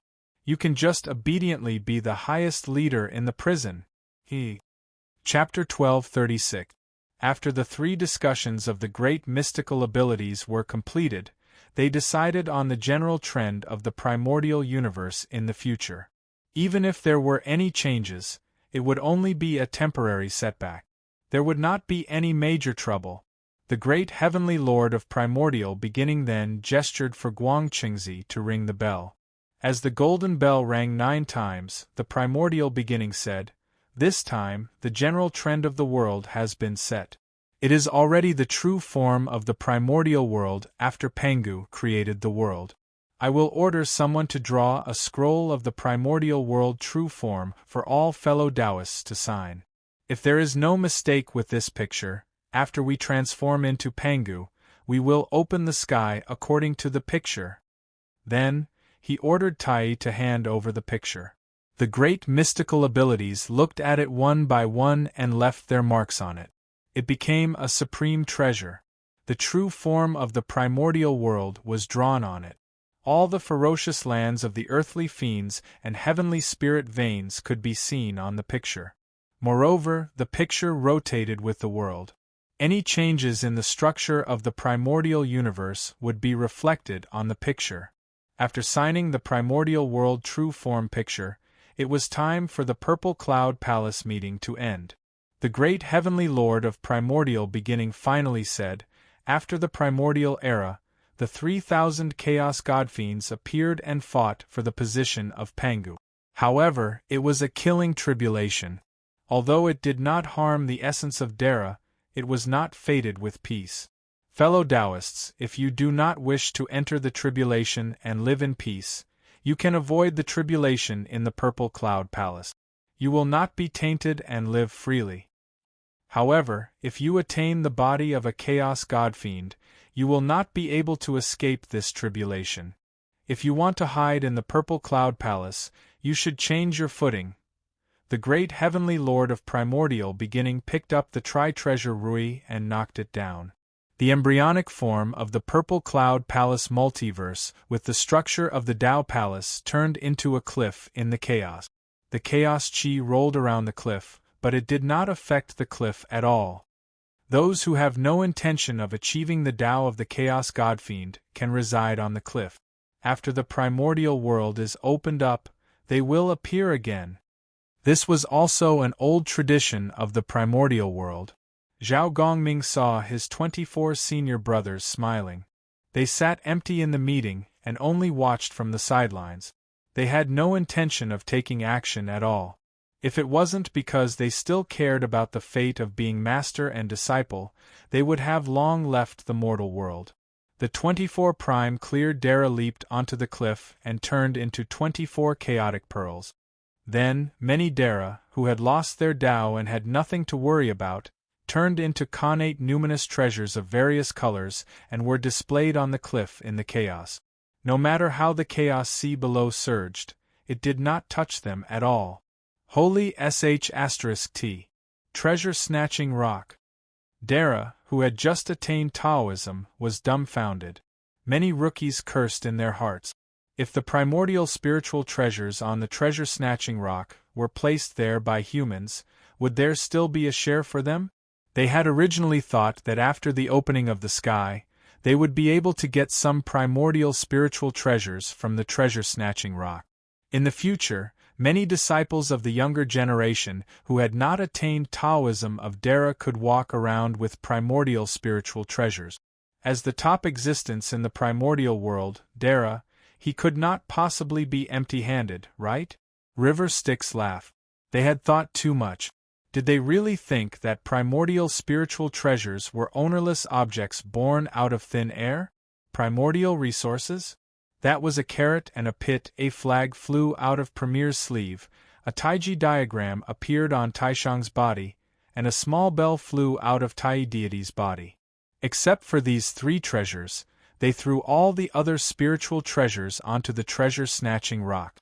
Apart from the accompanying spiritual treasures transformed from their own great ways, all the other spiritual treasures transformed from the primordial inextinguishable divine light were placed on the treasure-snatching cliff, so that they would not be affected by the killing tribulation of Pangu in the Taisu era. These three treasures had other origins, so they could not avoid being affected by the killing tribulation of Pangu.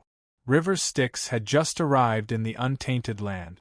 He had nothing in his sleeves, so he was very poor. He did not have any disciples or friends who could transform into primordial spiritual treasures for him to use. Anyway, at his level, the primordial spiritual treasures transformed from Dara were basically useless in fights of magic power and enlightenment, unless they were transformed into primordial spiritual treasures by a powerful divine at the same level. For example, the Bell of Chaos in Tai's hand was transformed from the Chaos Emperor after he went offline. Premier and Taishang each had a primordial spiritual treasure transformed from a powerful divine's offline thread.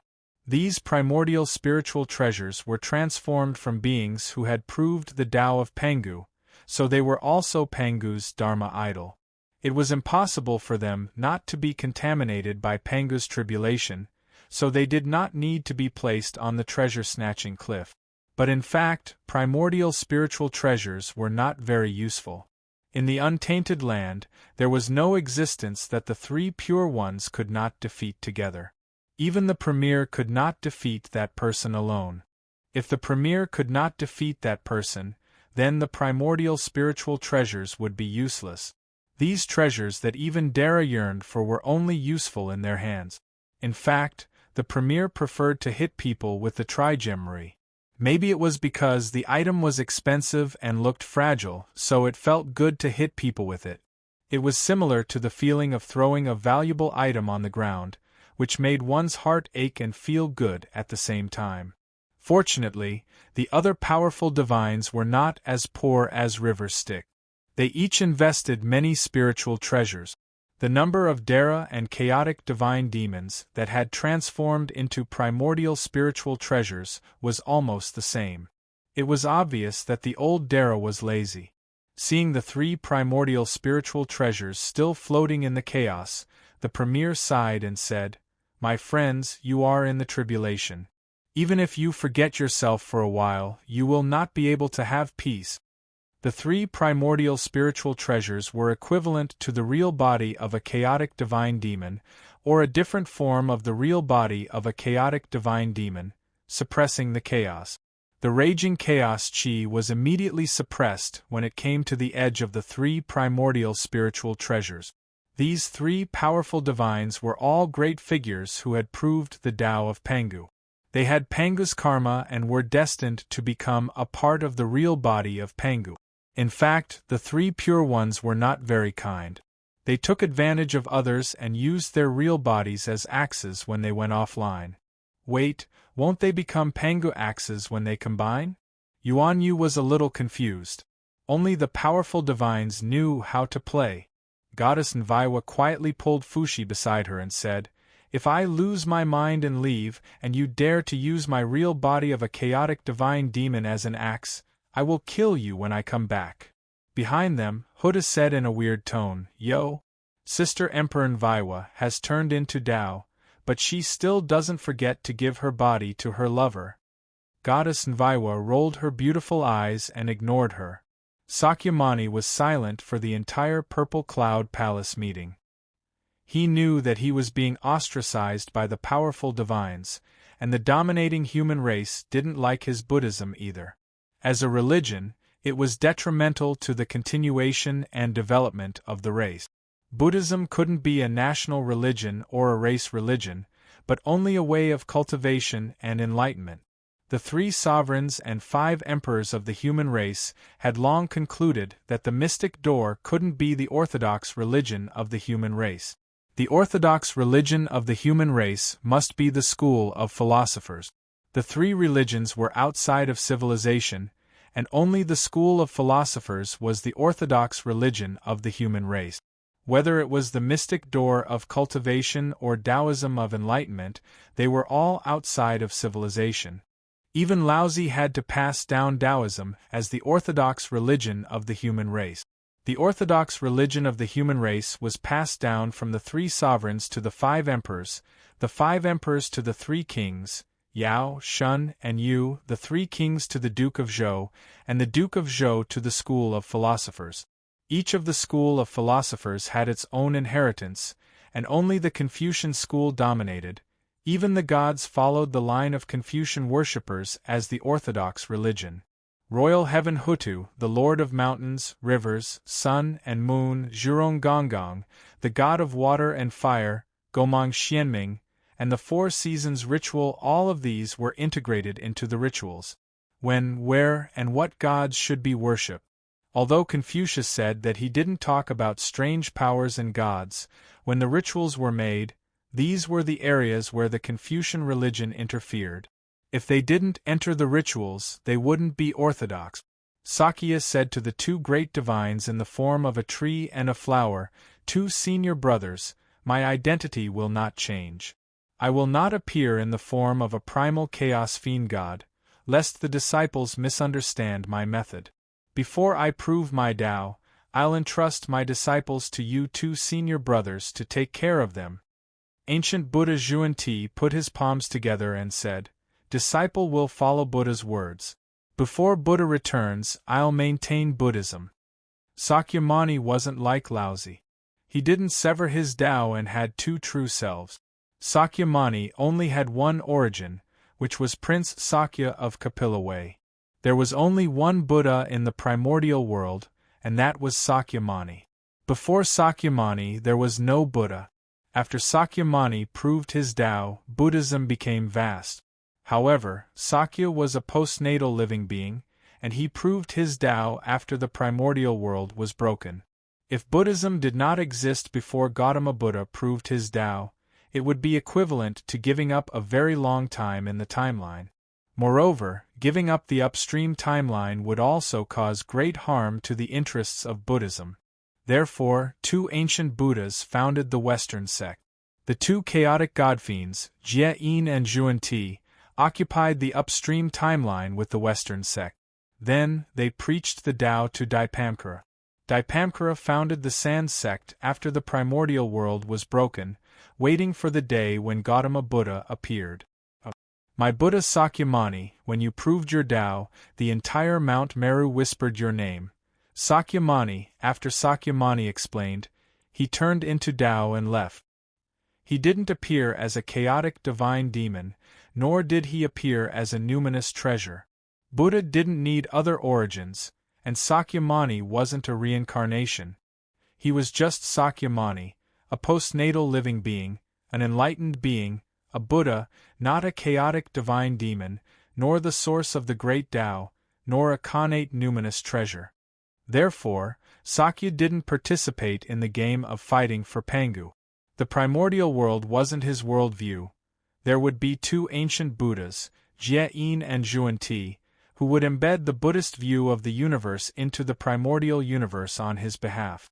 Zhuan-ti looked at the place where Sakyamuni had transformed into the Tao with respect in his eyes.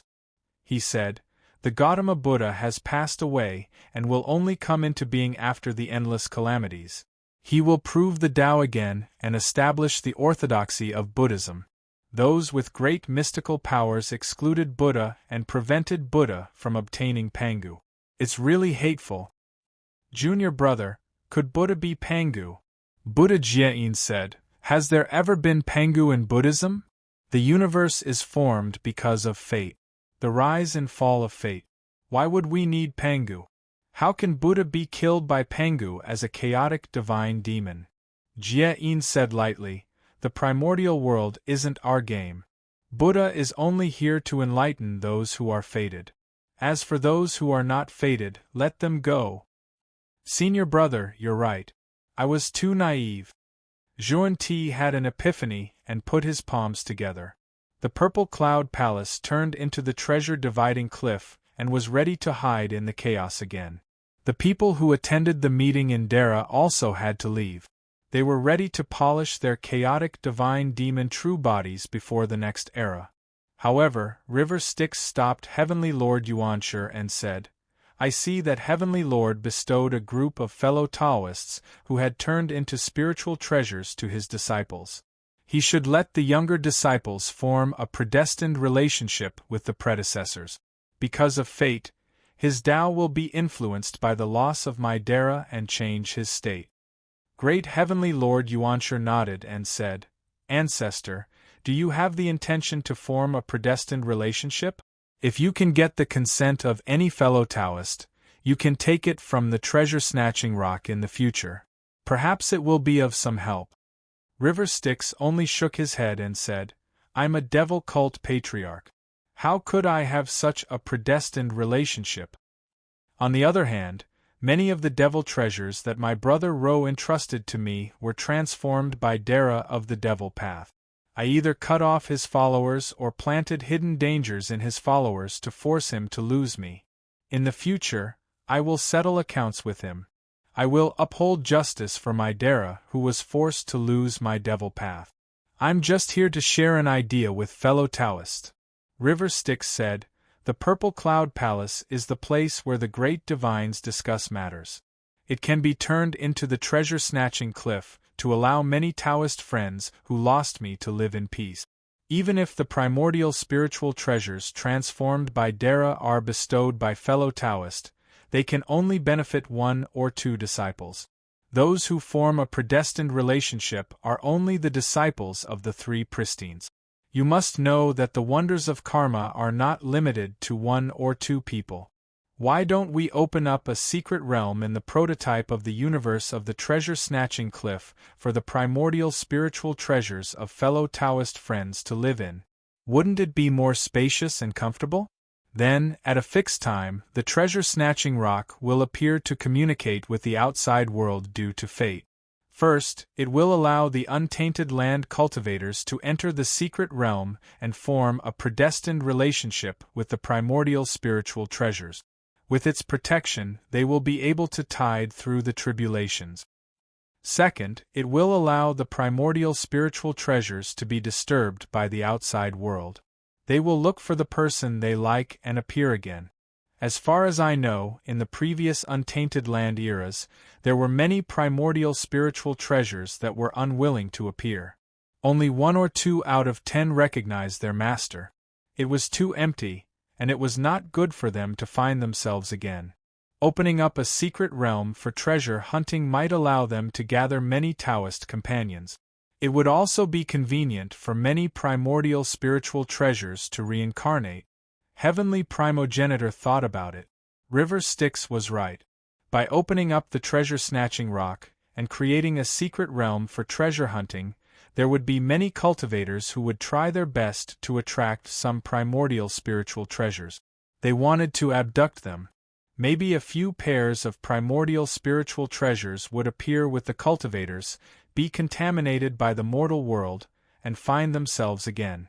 Didn't the primordial spiritual pearl transformed by immortal Tai's good friend fall from the Nuwas Dao Palace and reincarnate as the spiritual pearl, Neza, to prove his Dao to Dara?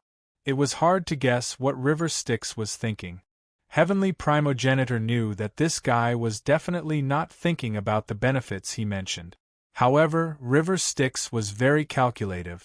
Based on his understanding of Chun Ang's other incarnation, sometimes this guy would do something that seemed to be meaningless and did not have any effect in the end. He just found it interesting. It was hard to guess what this kind of person was planning, because sometimes it was purely a bad taste. And River Styx's true self, Chun Ang, had a very bad taste. Perhaps he wanted to create a treasure-hunting secret realm and replicate a common element of the Xianxiao world in the untainted land. What about the instance realm? The instance realm is a fine tradition of immortal cultivation. The untainted land must inherit it and develop it. Whether it's the antiquity relic, the slough of a predecessor, the treasures in the ancient tomb, the spirit space, the materials, the inheritance, or the treasure hunting, we must do it. Equipment, cultivation methods, materials, and inheritance are all in the instance realm.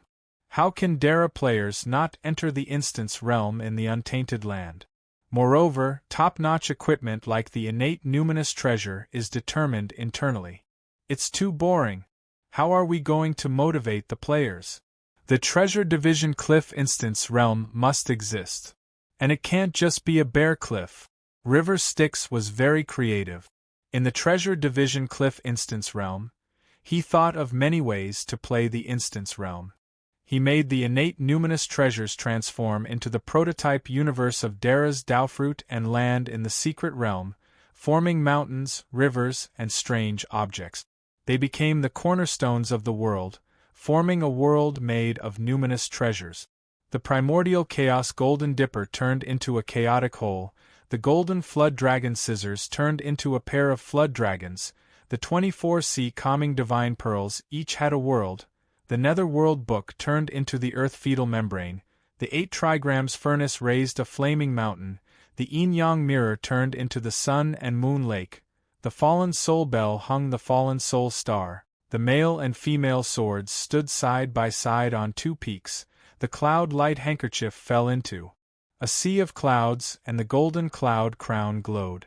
There were also various palaces, the 5 elements world, the living kingdom, and the rare birds and beasts transformed from the innate numinous treasure Taoist connotation. Dara was the prototype universe and the seed of the world. The innate numinous treasures transformed from Dara naturally had the ability to evolve into a world. As the prototype of the multiverse universe, the treasure-snatching rock carried the universe transformed from many numinous treasures and formed a wonderful world. Although it did not enter the untainted land, it was still a large world, not inferior to the Milky Way and the 9 heavens. Seeing this, the Premier could not help but frown. Although River Styx's words make sense, using the innate numinous treasures in the treasure-snatching rock to create another world is not inferior to the future untainted land. Using it to carry the innate numinous treasures and turn it into a treasure-seeking secret realm is too much of a waste. This can clearly establish the foundation of a great sect, not inferior to the Western Pure Land. Speaking of which, it is not inferior to the ultimate. He used all kinds of tricks to establish the ultimate. Today, he used a little trick to create a world of innate numinous treasures. What is his purpose? This person does things without a plan. Sometimes, he acts according to his heart. It is really hard to understand. The Premier had a headache because of River Styx's unpredictable way of doing things. This will be the ultimate instance dungeon of the Untainted Land, the ancestor of all secret realms. River Styx said with satisfaction, "As the designer of the secret realm, I am very satisfied. The rules of the instance dungeon are extremely changeable. It will definitely make the players feel very excited." It was as if he had made a bad plan. It would definitely rekindle the hope of future generations of cultivators who came to seek treasures. The Premier established the rules of the treasure-snatching rock. Every time before the tribulation of heaven and earth, the treasure-snatching rock will appear. All Dara and cultivators can come here to look for lucky chances. River Styx also took the opportunity to create some rules. When the living beings of the future attain Taoism and immortality, they will have the opportunity to sense this realm and come here to look for lucky chances.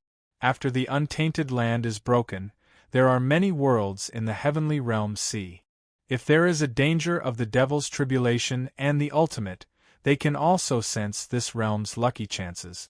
They can come here to look for spiritual materials and spiritual treasures to suppress Ro's incarnation of destruction.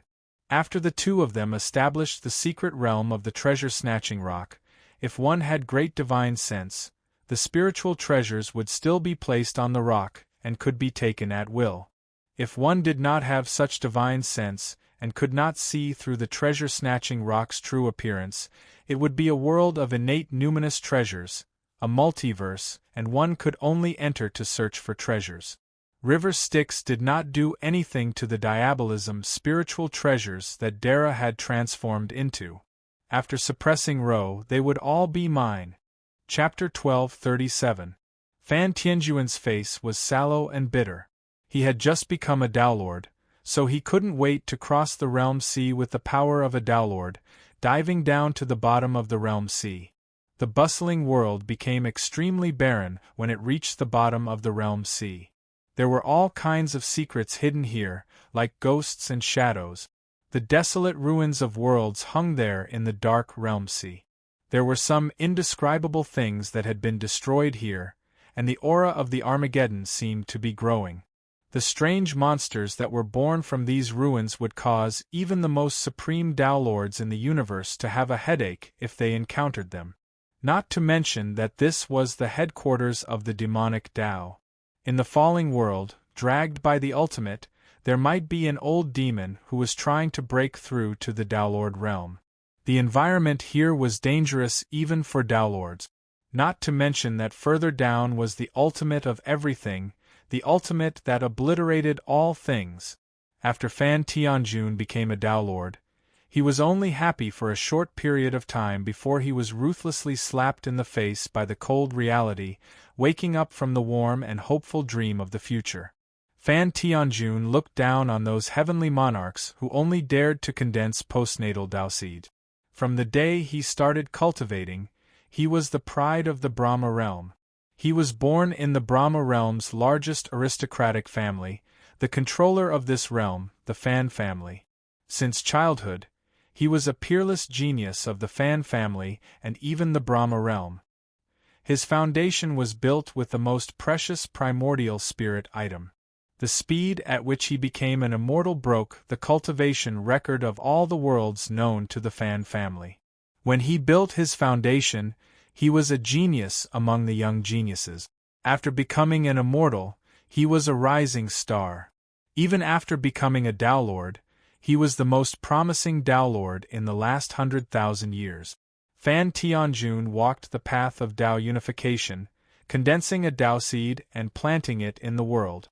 Then he cultivated the Dao seed himself, making it take root and sprout, inscribing his own great Tao in the world.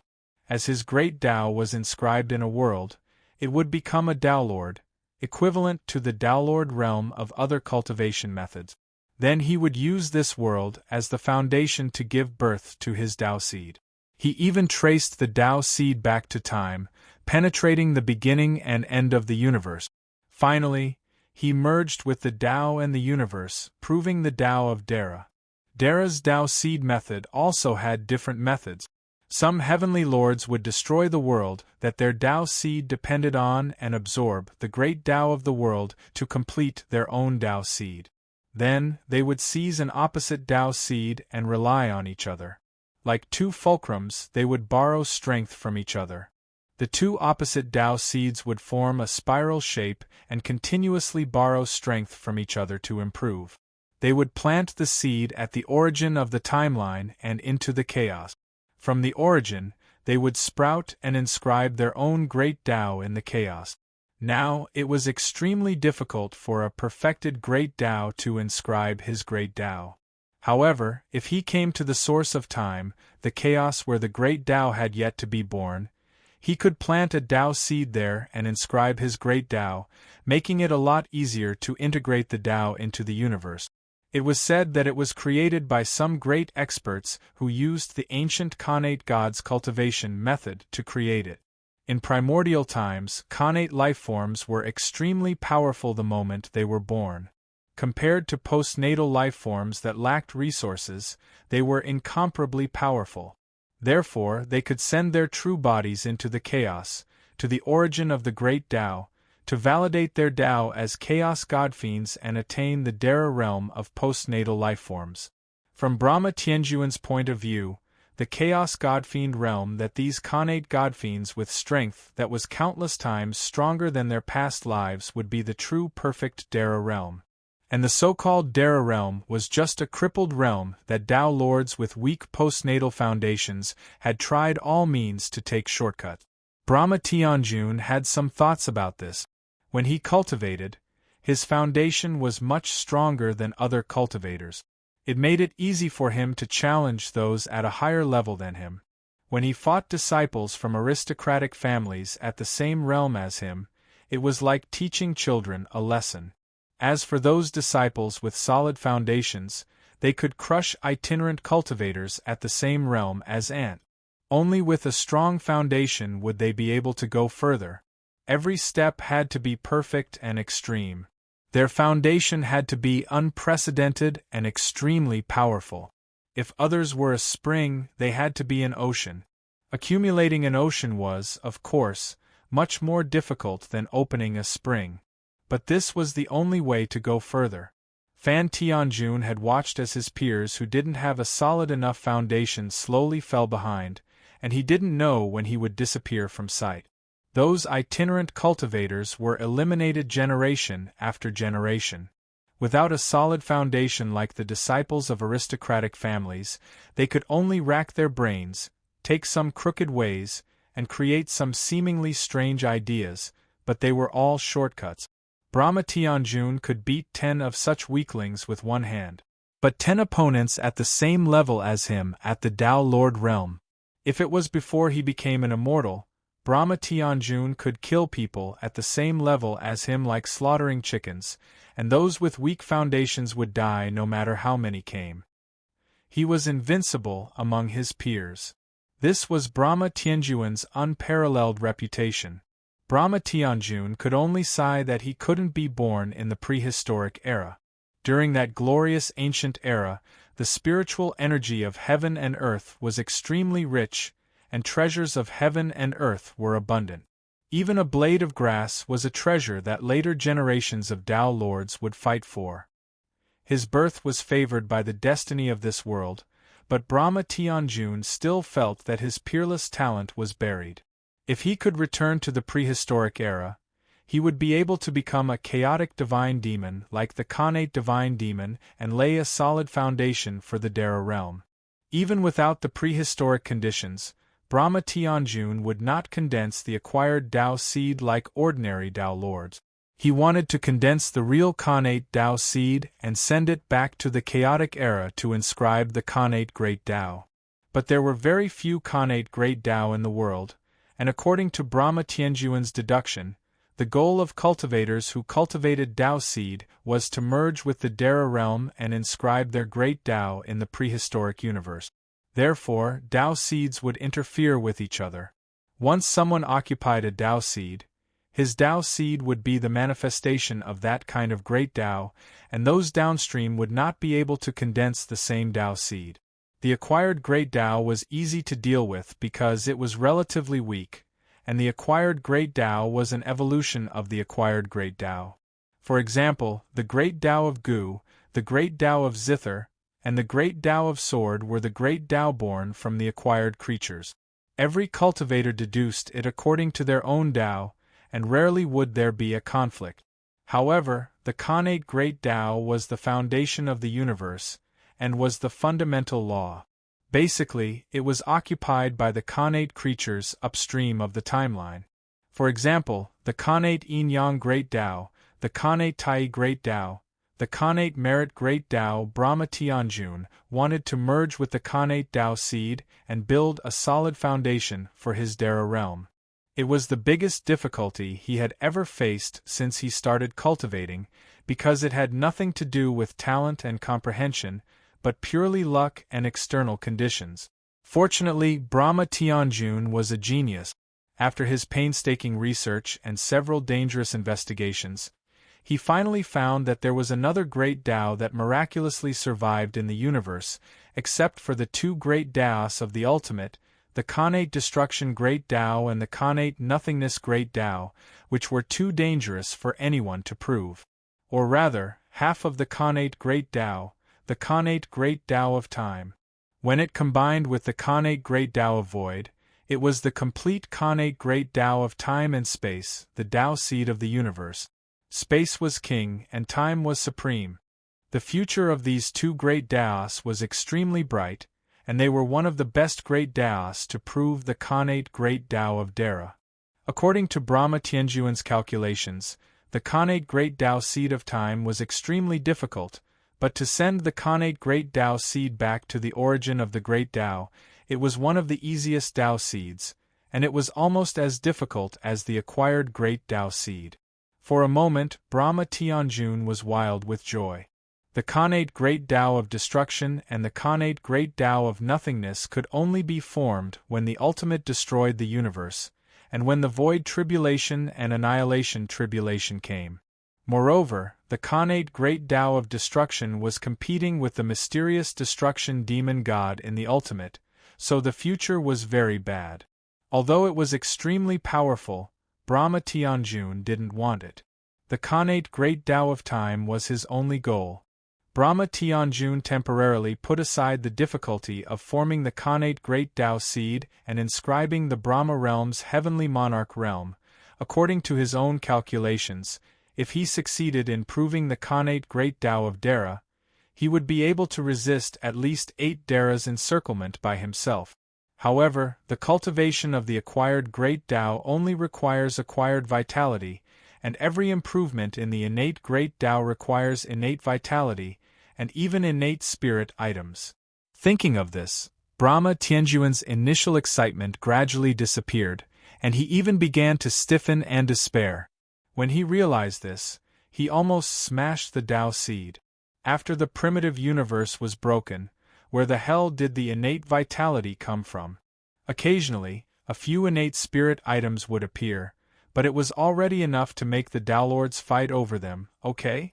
Now, if he wanted to mass-produce innate spirit items, the only way was to return to the origin, destroy the worlds in the celestial realm sea, and refine them into innate spirit items. This was equivalent to destroying the world. Those worlds without living beings were fine, but those worlds with cultivation civilizations, wouldn't they fight him to the death? Although Brahma Tianjun was arrogant and viewed all living beings as ants, when there were enough ants, they could still bite people to death, okay? Brahma Tianjun was not ready to fight the other Tao Lords in the universe yet. Moreover, in order to perfect the connate great Tao seed of time, I need innate spirit items. In other words, I need to destroy 1,000 Brahma realms. The Brahma realm is a great void world, and its volume is 10,000 times that of an ordinary world. Okay. In other words, I need to destroy 10 million worlds to prove the connate great Tao of Dara. Even if Brahma Tianjun was crazy, he wouldn't dare to do this. The Taolords of the demonic Tao had demonized worlds one by one, while you had 10,000. Was he a Taolord or were you a Taolord? If Brahma Tianjun said this, he would probably be attacked by all the Taolords in the universe. Thinking of this astronomical number, Brahma Tianjun forced himself to forget about it, or he would become the most evil demon in the history of the universe, the kind that could prove the Hotian great Tao of evil. In the future, he would probably be revered as a top-titled fiend monarch of the demonic Tao. When that time came, he might as well change to the Hotian great Tao of evil. Even those old demons who cultivated the great Tao of destruction would have blue veins popping on their foreheads, and their faces would turn black or green. Therefore, after Brahma Tianjun became a Taolord, he took out a drop of connate cosmic true water that the Fan family had kept for 1,000,000 years, and used it to wash his Tao seed of time. After passing the unstable period of becoming a Taolord, he hurried out to search for treasures. He had another choice, and that was to use the connate great Tao seed of time to condense cosmic true water in the flow of time to perfect his Tao seed.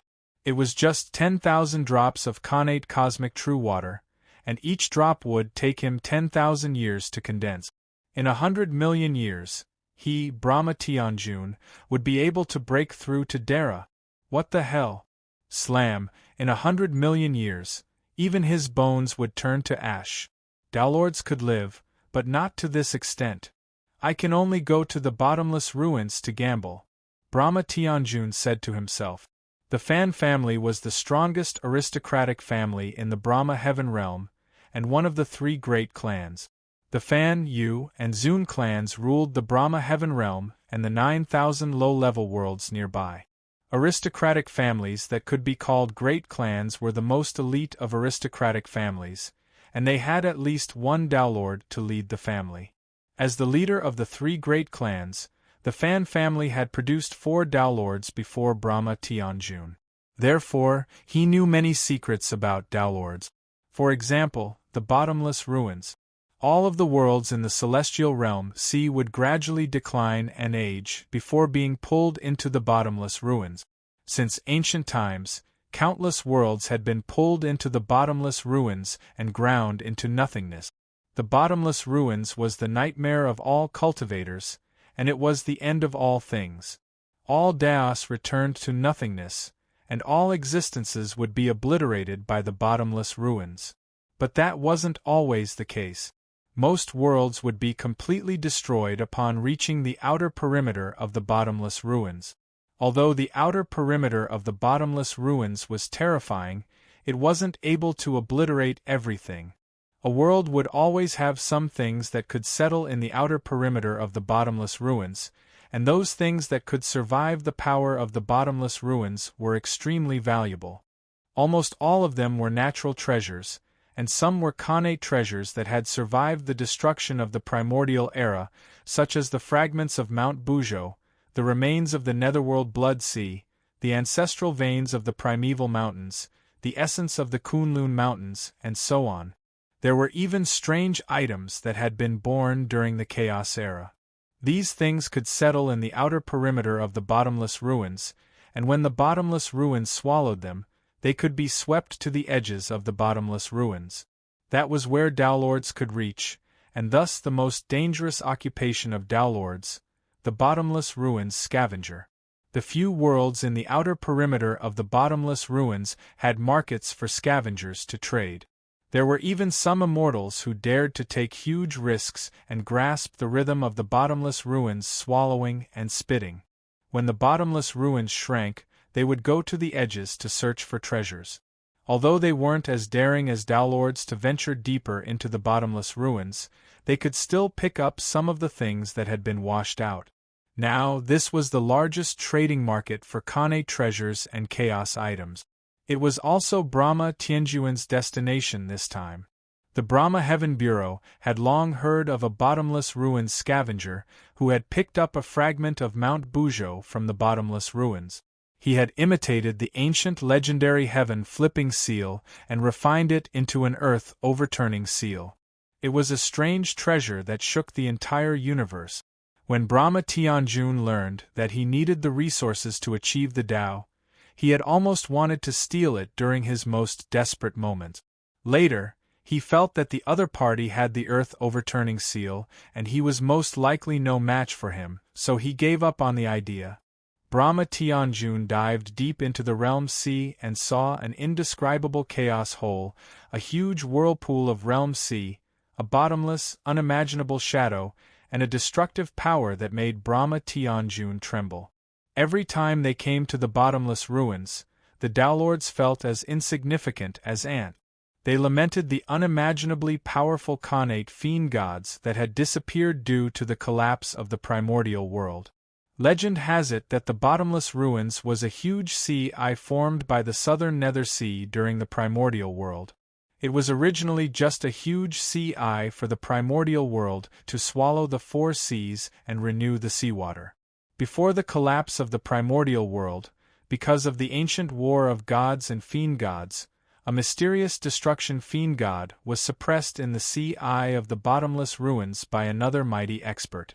After the collapse of the primordial world, the destruction fiend god's destructive power became even stronger, so he contaminated the sea of the bottomless ruins and turned it into the place where all things end today.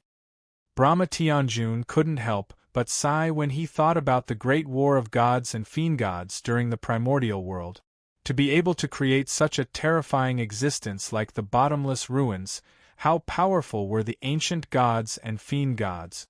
It was because of this that he had painstakingly pursued the Khanate Great Tao that might be comparable to the ancient fiend gods and fiend gods. When a shifty-eyed, white-haired old Taoist heard Brahma Tianjuan's lament, his eyes flickered and he went forward to say, according to the legend, the one who suppressed the destruction fiend god was another demon ancestor of the devil Tao, the demon ancestor of slaughter.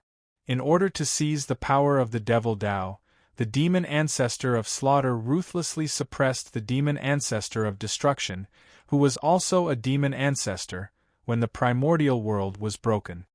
Brahma Tianjun frowned and said, if that's the case, how could the Tao of destruction become one of the two main paths of the devil Tao?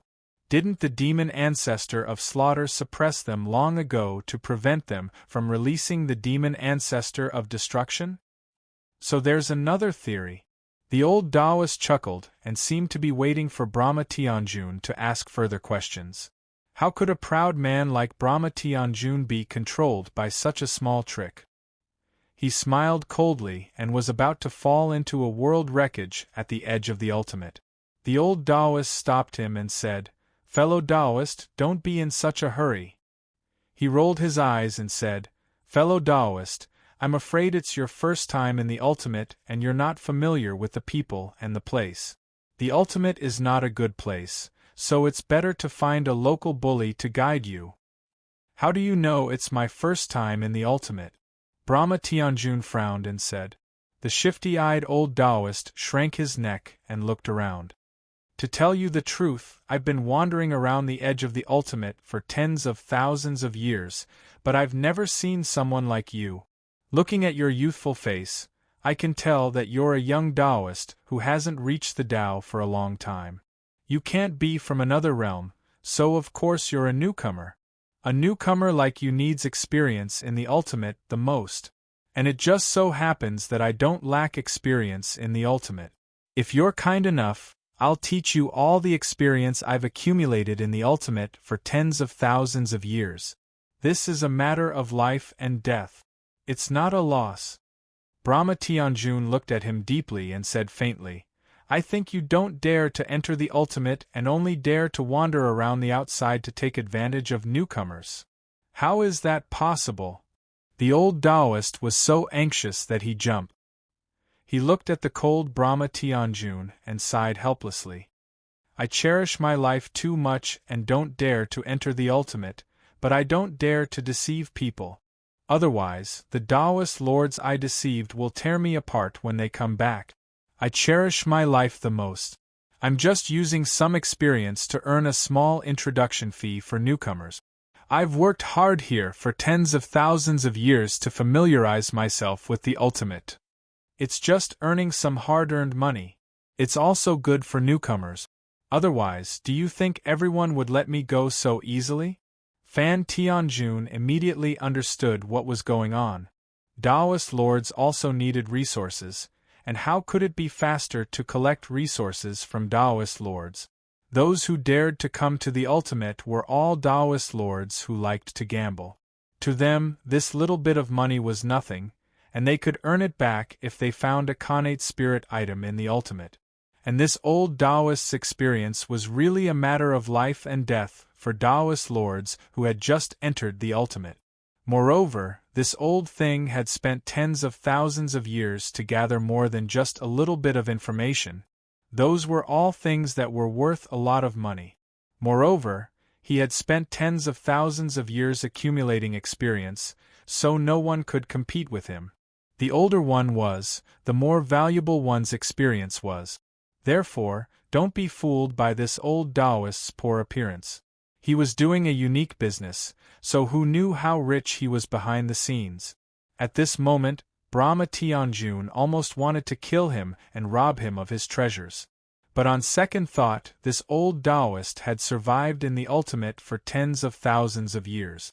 The ultimate wasn't a good place, so how could such a person not be a tough nut to crack? What do you want? Brahma Tianjun decided to make a deal. Connate spirit item. The old Taoist said sneakily, his greedy eyes staring at the valuable parts of Brahma Tianjun's body. You still want connate spirit item?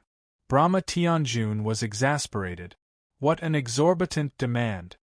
You get what you pay for, young man. You must be very short of money. The old Taoist rolled his eyes and said, and it's not just short of money. To you, this is just a little bit of money. If you want to make a lot of money, you must first know how to spend it. Being stingy with this little bit of money won't help you at all. What you have to do now is learn how to spend money. Brahma Tianjun calmed down. The old Taoist was right. This little bit of money was really insignificant compared to the resources he needed for his innate Tao. Moreover, the resources he needed couldn't be gathered through ordinary means. He flicked out a bit of heavenly true water and said, "This is all I can pay for now. The rest will depend on your performance." "All right." The old Taoist sang a promise. He swung the dirty horsetail whisk in his hand and put it on his left arm, saying, "I guarantee you'll find it worth the money. I'm really worth the price. Let me tell you about this ancient secret. According to some devil sects with a long history, the slaughtered demon ancestor had foreseen the calamity of the destruction of the untainted land in advance. He knew that the destruction of the untainted land was a great opportunity for the destruction demon ancestor. In order to make things difficult for his old rival, he persuaded some powerful experts to support him and suppressed the destruction demon ancestor in the eye of the sea of returning ruins before the untainted land was destroyed. So that's how it is. Brahma Tianjun nodded inwardly. This made sense. The slaughtered demon ancestor was a ruthless person who struck first. It was no wonder that those devil sects who believed in the destruction demon ancestor also respected the slaughtered demon ancestor. It was said that the slaughtered demon ancestor was still in the nether blood sea, living freely as the great Azura devil sect's patriarch. The destruction of the untainted land didn't shake this big shot's foundation at all. Pull up load next chapters. Chapter 1238. There was an enormous world fragment at the edge of the sinkhole. It was so heavy that even the sinkhole couldn't suck it in.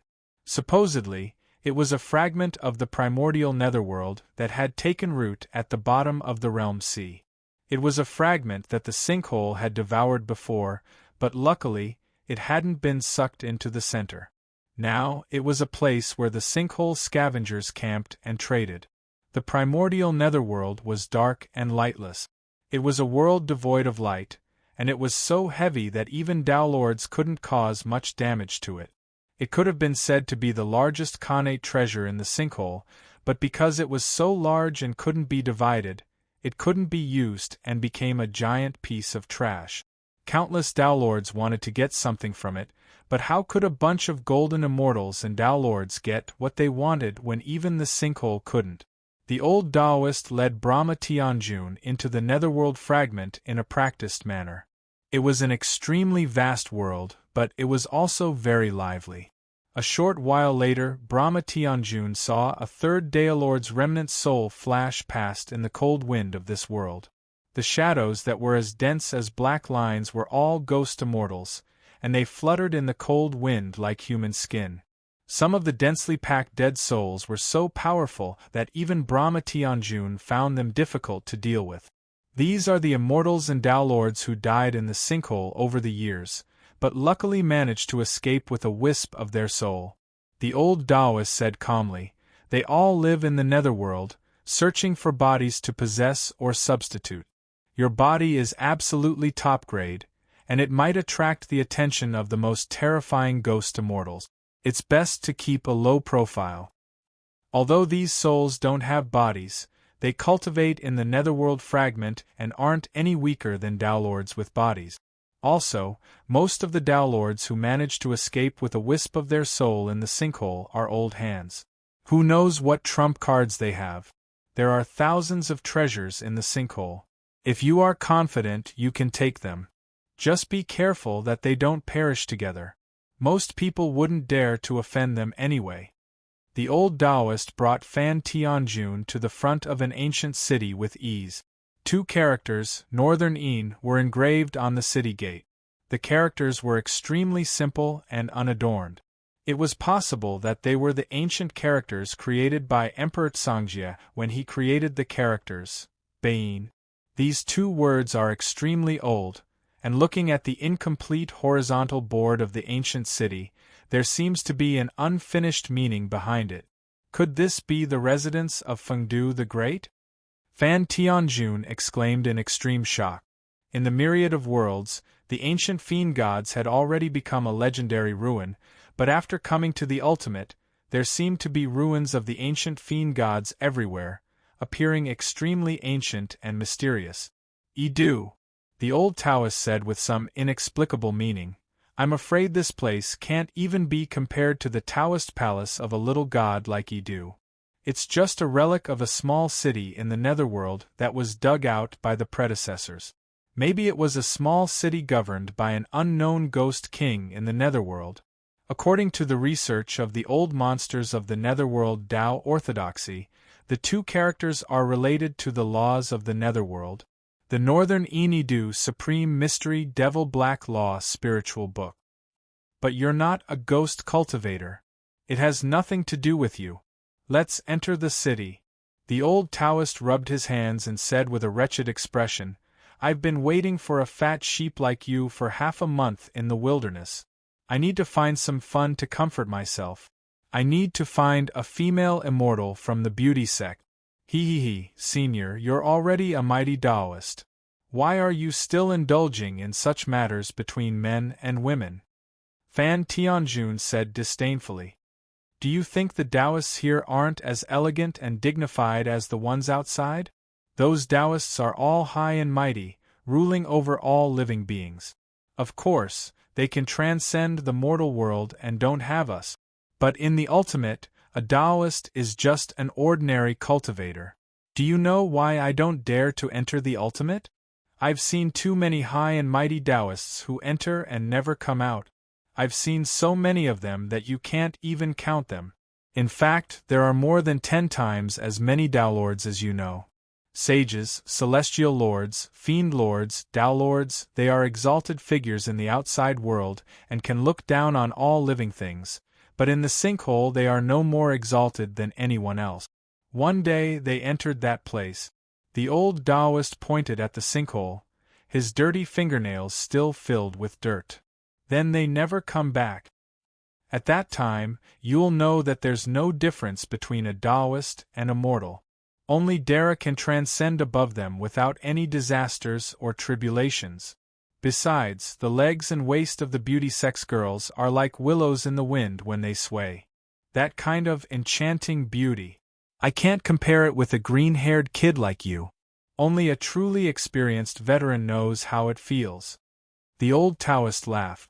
Fan Tianjun was instantly speechless. He felt that he might have misjudged him. This old fellow wasn't rich because of his unique business. Instead, he had spent all his money on debauchery and became an old and unrefined Taoist.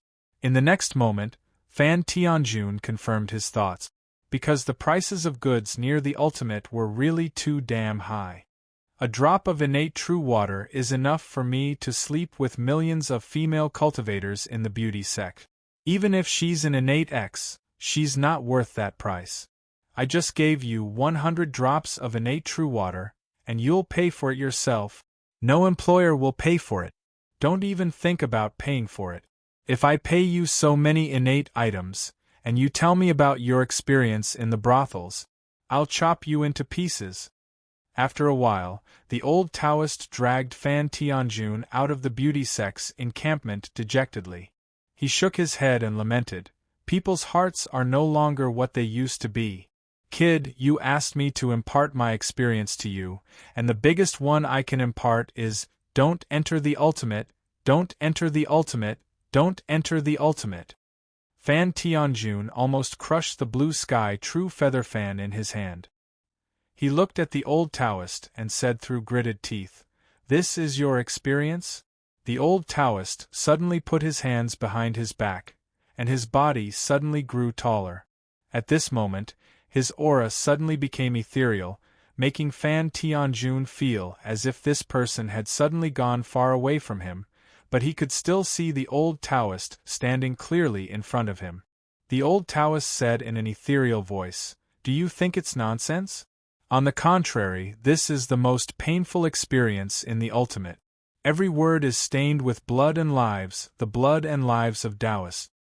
Over the years, 1 out of 10 Taoists who entered the ultimate never returned. Do you know that number?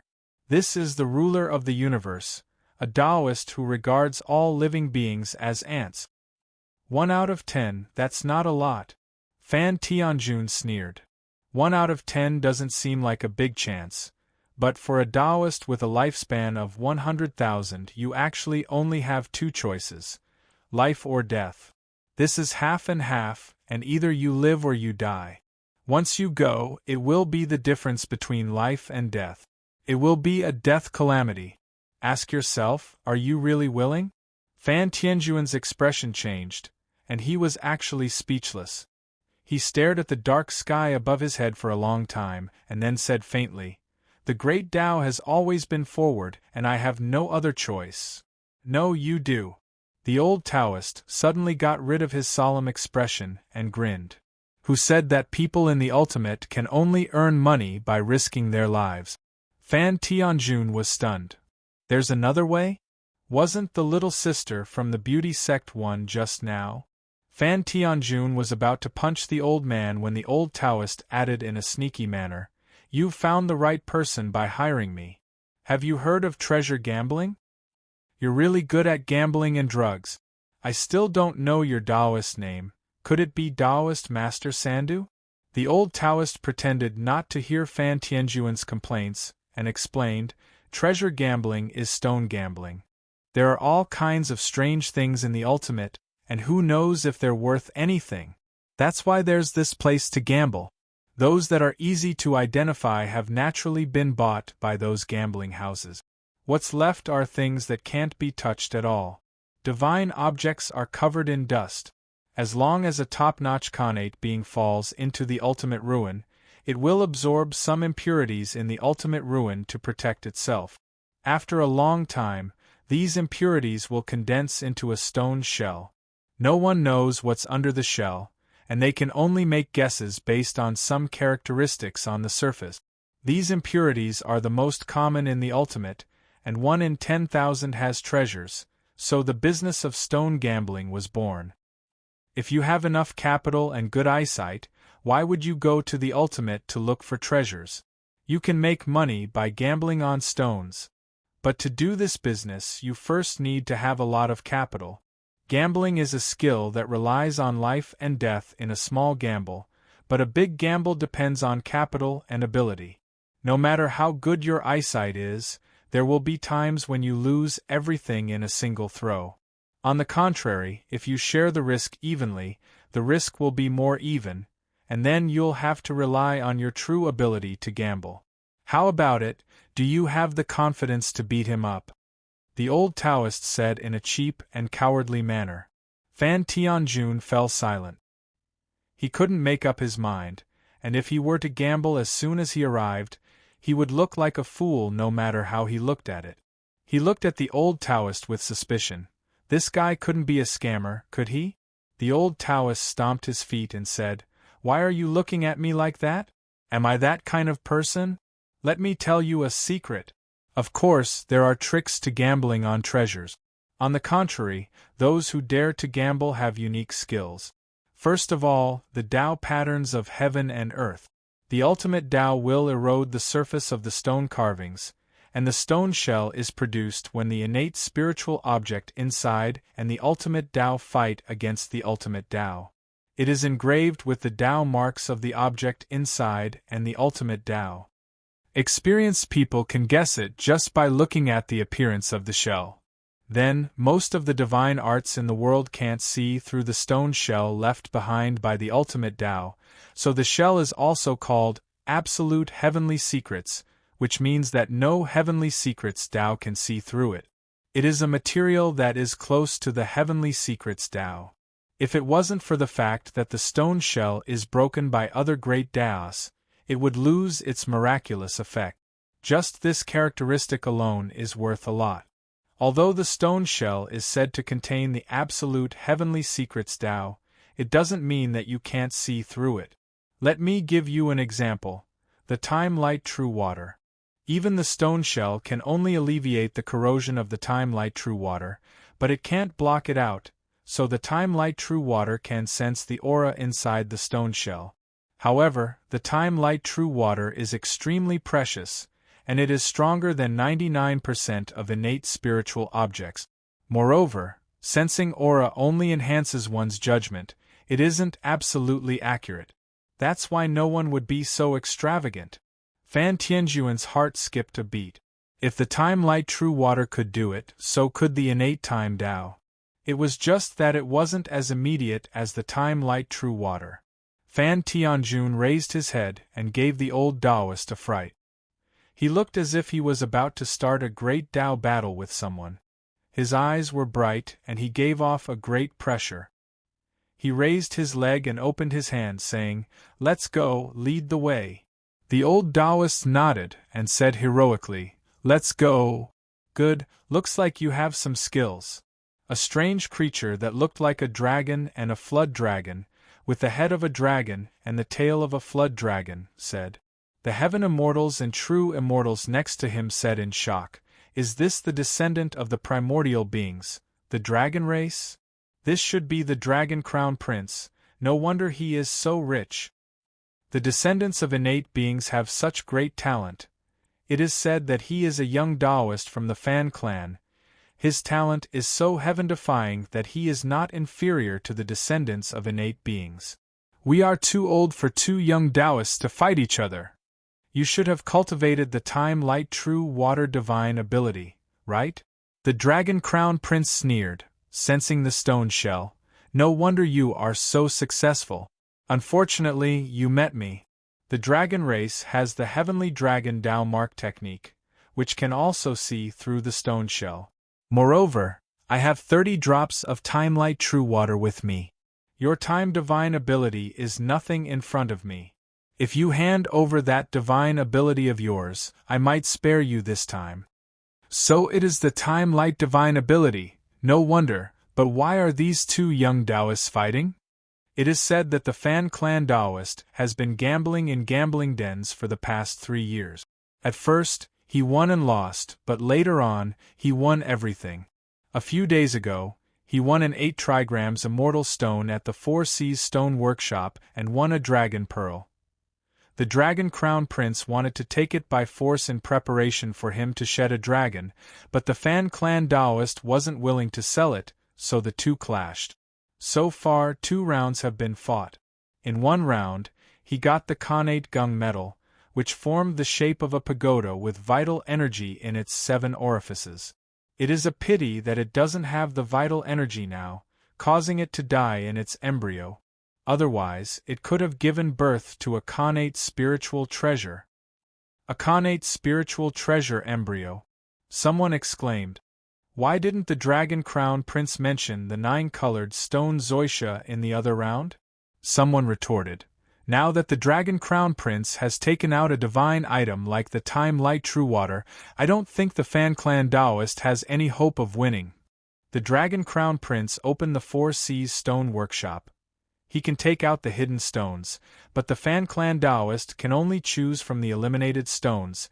Isn't that bullying? The old Taoist moved closer to Fan Tianjun and said in a low voice, "Don't bet with him here. The best stones have all been collected by him. You can only choose the ones he eliminated. Don't forget, the winner will be decided in 3 rounds. The loser will not only have to give up all the treasures he opened, he will also have to pay a dragon pearl. Your Khanate spiritual treasure embryo is dozens of times more valuable than his 9-colored stone Zoisha. If we didn't decide the winner in 3 rounds, you would have won long ago. If we continue to bet, we will be at a great disadvantage." The Four Seas Stone Workshop has a batch of stones that were found after the huge storm in the Ultimate.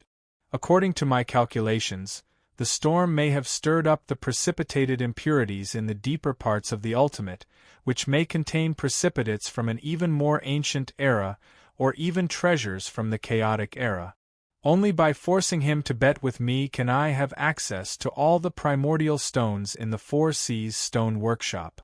I already understand that Khanate items can no longer help me achieve Tao.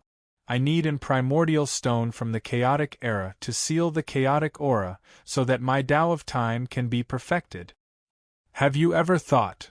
The old Taoist wiped the sweat off his forehead and said, if you knew that the primordial stones after the storm might contain treasures from the chaotic era, how could the Four Seas Stone Workshop not think of it?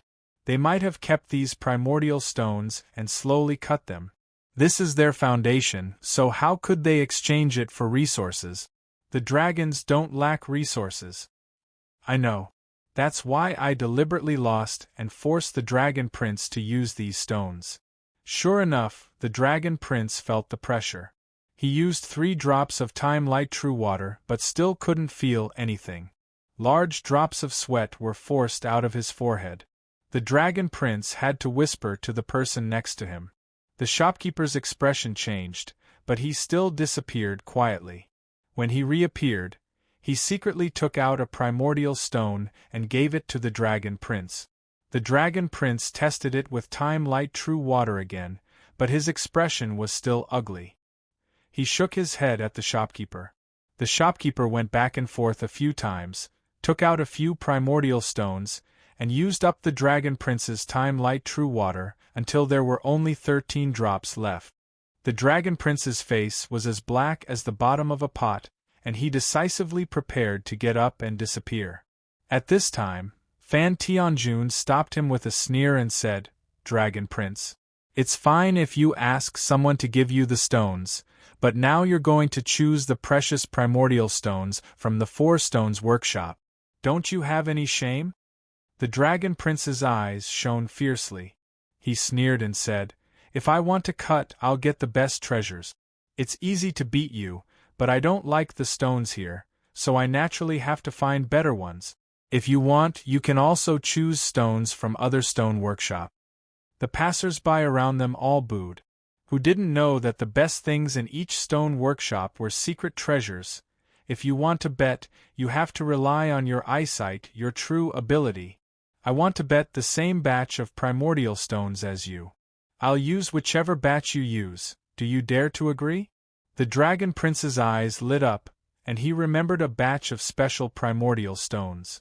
That batch of primordial stones' Tao marks were very different from ordinary stones. It was said that they came from an even more ancient era. Although they didn't find anything good, they were the most illogical and difficult to guess. More importantly, they had already found a treasure in that batch of primordial stones, and for the sake of research, the stone's skin was still intact. He only needed to fix the stone's skin to disguise it as an uncut primordial stone. The reason why ordinary primordial stones couldn't be faked was because the Tao marks would dissipate when the stone's skin was cut open. But that kind of special primordial stone didn't have this characteristic, and even if the stone's skin was cut open, the Tao marks would still be intact. The Dragon Prince gave the shopkeeper a look and sneered, "Okay. I'll not only bet the same batch of primordial stones as you, but also the same vault as you." The shopkeeper took out a secret key and opened a secret stone vault. Inside the vault were the ancient primordial stones that Fan Tianjun had painstakingly calculated. The Dragon Prince was one step ahead of him, and chose a strange stone that looked like a Qilin's horn. Fan Tianjun only took a glance at it, and then looked away. This stone couldn't be what he was looking for. The precious materials that the Dragon Prince could use were definitely not what he was looking for. Fan Tianjun naturally guessed that the Dragon Prince might be cheating. But it didn't matter, because that wasn't his goal. Everything was for an opportunity. An opportunity for him to open the Four Seas Stone Workshop's secret vault. Even if he couldn't find what he was looking for, he was ready to rob it. No one could stop him from achieving the Tao. There were all kinds of odd-shaped primordial stones in the vault. Some were shaped like lianhua, some were like ancient trees, and some were actually shaped like humans. Fan Tianjun immediately noticed the human-shaped stone. Unlike the Dragon Prince didn't think that the human shape was in line with the Great Tao, and he paid more attention to the divine beast-shaped stones. But Fan Tianjun knew that the human shape was the shape of Pangu, and it was also something extraordinary in the primal chaos. There was also a strange stone that was half black and half white, like an eyeless Tai Chi. There was also a strange stone that had the lower body of a fish, and the upper body of a bird. Fan Tianjun manipulated the time-light true water to sense the auras of all the primordial stone. It was 100 times more difficult for the time-light true water to permeate these primordial stones than ordinary primordial stones. Even though Fan Tianjun had the innate great Tao of time, he could only vaguely sense a wisp of aura. The human-shaped stone contained a destructive aura, which Fan Tianjun could sense. It was very precious and extremely powerful, but also very dangerous. He had a feeling that if he opened this stone, a great calamity would happen, and everyone here would be stained with blood. The strange stone that looked like lianhua was empty, without any aura. There was a weak life aura in the ancient tree and strange stone. Although weak, it was very tenacious and unusually fresh, like some extremely precious spirit medicine. When Fan Tianjun was about to choose this stone, he suddenly sensed something from the stone that was half black and half white. It was like a black hole that was devouring the surrounding aura, but there was a smell of yin and yang in the black hole. Fan Tianjun also sensed something in it. Perhaps it was the mysterious ability of the innate time Great Tao to sense the past and the future. "I'll take this one. If I don't have it, I'll turn hostile and kidnap the Dragon Crown Prince, then loot this place. With just 3 Tao Lords guarding the stone square, no one is a match for me." Fan Tianjun secretly made up his mind and took away the strange stone that was half black and half white. "Cut it."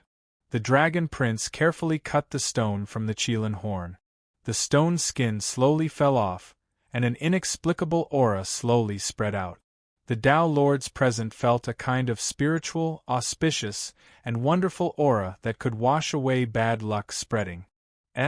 I feel the aura of the ruins of End on me dissipating," a scavenger said excitedly. The aura of the ruins of End was the ominous aura of the ruins of End, and the reason why scavengers didn't dare to enter the ruins of End again in a short period of time. If the aura of the ruins of End was too strong, the scavengers who entered the ruins of End would naturally encounter bad luck. However, this auspicious aura could dispel the ominous aura of the ruins of End. It was so magical that even if it was a pile of shit, it would still be treasure shit. The Dragon Prince had a smug smile on his face. He naturally knew what was inside. He was confident that Fan Tianjun couldn't cut out a better innate spirit item than this. Unless it was a legendary innate spirit treasure. Otherwise, a corner of the thing in the stone was revealed. It was a feather that seemed to contain all colors, surrounded by auspicious, lucky, gentle, and peaceful aura. Seeing the corner of the feather, someone gasped. Phoenix Chi. That's the feather of a phoenix and the feather of an innate phoenix. The feather seems to be burning. Could it be Nan Mingli fire? This is a phoenix feather with the fire seed of Nan Mingli fire, the feather of the innate god phoenix. The onlookers were excited. The innate fire seed was a relic of an innate being. It was not like the innate true water, which could be used less and less. It was a treasure that could let people master the magical power of Nan Mingli fire. We're going to win. The Dragon Prince is going to win. How could Nan Mingli fire lose? Tell me, how could Nan Mingli fire lose? Someone said with a flushed face. The old Taoist also slapped his thigh and said in despair, "It's over. It's over this time. Fanboy, good luck." Fan Tianjun, do you still want to cut the stone? The Dragon Prince said proudly. Fan Tianjun picked up the stone-cutting knife. The Dragon Prince snorted, "You won't give up until you see the Yellow River." Are you talking about the Yellow River? The legendary Yellow River where Emperor Shi proved his Tao. It's said that the dragon horse came from the Yellow River. It's hard to imagine what kind of river the Yellow River was. Unfortunately, the untainted land was broken and these sacred places disappeared. Legend has it that the Yellow River and the Yellow River are the ancestors of rivers. The Water Clan in the river is comparable to the Dragon Clan in the Four Seas. The Dragon Clan wants to conquer these two rivers the most. Lower your voice, the Dragon Prince is up there. Fan Tianjuan's knife fell on the black and white strange stone. He was slightly stunned. The invincible stone-cutting divine tool couldn't cut this strange stone. Even with his Lord of Tao's supernatural power, he couldn't do anything to this stone. Fan Tianjun ignored the Dragon Prince and the people around him. He sharpened the universal light into a blade and quietly attached it to the stone-cutting knife. Breaking the stone skin, two huge figures seemed to appear outside the netherworld fragment. The dark and lightless world became the projection of two huge existences. In the darkness there was a shadow darker than the darkness, which formed the shadows of these two existences. It was as if the scene of the primordial age was projected in the netherworld realm. The people seemed to be peeping at the battle between the two powerful existences through a hole. What surged around them was the boiling primordial chaos. The two terrifying existences were fighting. They were tearing apart the primordial chaos, or rather, the primordial chaos was being torn apart by their hands and broken into a normal world around them. They shattered the primordial chaos, allowing all things to appear. There is a history hidden here, the history of this primordial chaos stone. Fan Tianjun trembled with excitement because he sensed the universal light at the end of time. This is in the primordial chaos. Fighting in the primordial chaos. Isn't that? The Dragon Prince looked shocked, which made him lose his mind. Isn't that a chaos godfiend? This is a battle between two chaos godfiends. Someone said what he didn't finish. Of the two chaos godfiends, one was in the shape of a lion or a swanee. It was a mighty swanee that stood in the primordial chaos. It pounced on the other chaos godfiend that had no face, only black and white. It roared at the same time, "Yuan Yu. You can't escape." So this chaos godfiend's real name is Yuan Yu. Fan Tianjun thought, it is indeed mysterious. Yuan Yu's great Tao is unheard of. It must be some kind of secret innate great Tao that no one knows about. horned head of the same sect. Taiji Seal. The roar of the other Chaos God-Fiend could only be heard intermittently. They watched as the two Chaos God-Fiends fought, and the primordial chaos was shattered into all kinds of matter. Some primordial chaos stones were thrown out by the black and white Chaos God-Fiend Yuan Yu. It was only then that Fan Tianjun realized that these strange stones were formed from the shattered primordial chaos and the power of the Chaos God-Fiends. It looked like the black and white Chaos God-Fiend was being suppressed by the horned Chaos God-Fiend. Even his true body was injured and bleeding yellow blood. He turned his broken body into a golden bridge and fled towards the place where the primordial chaos hadn't been shattered yet.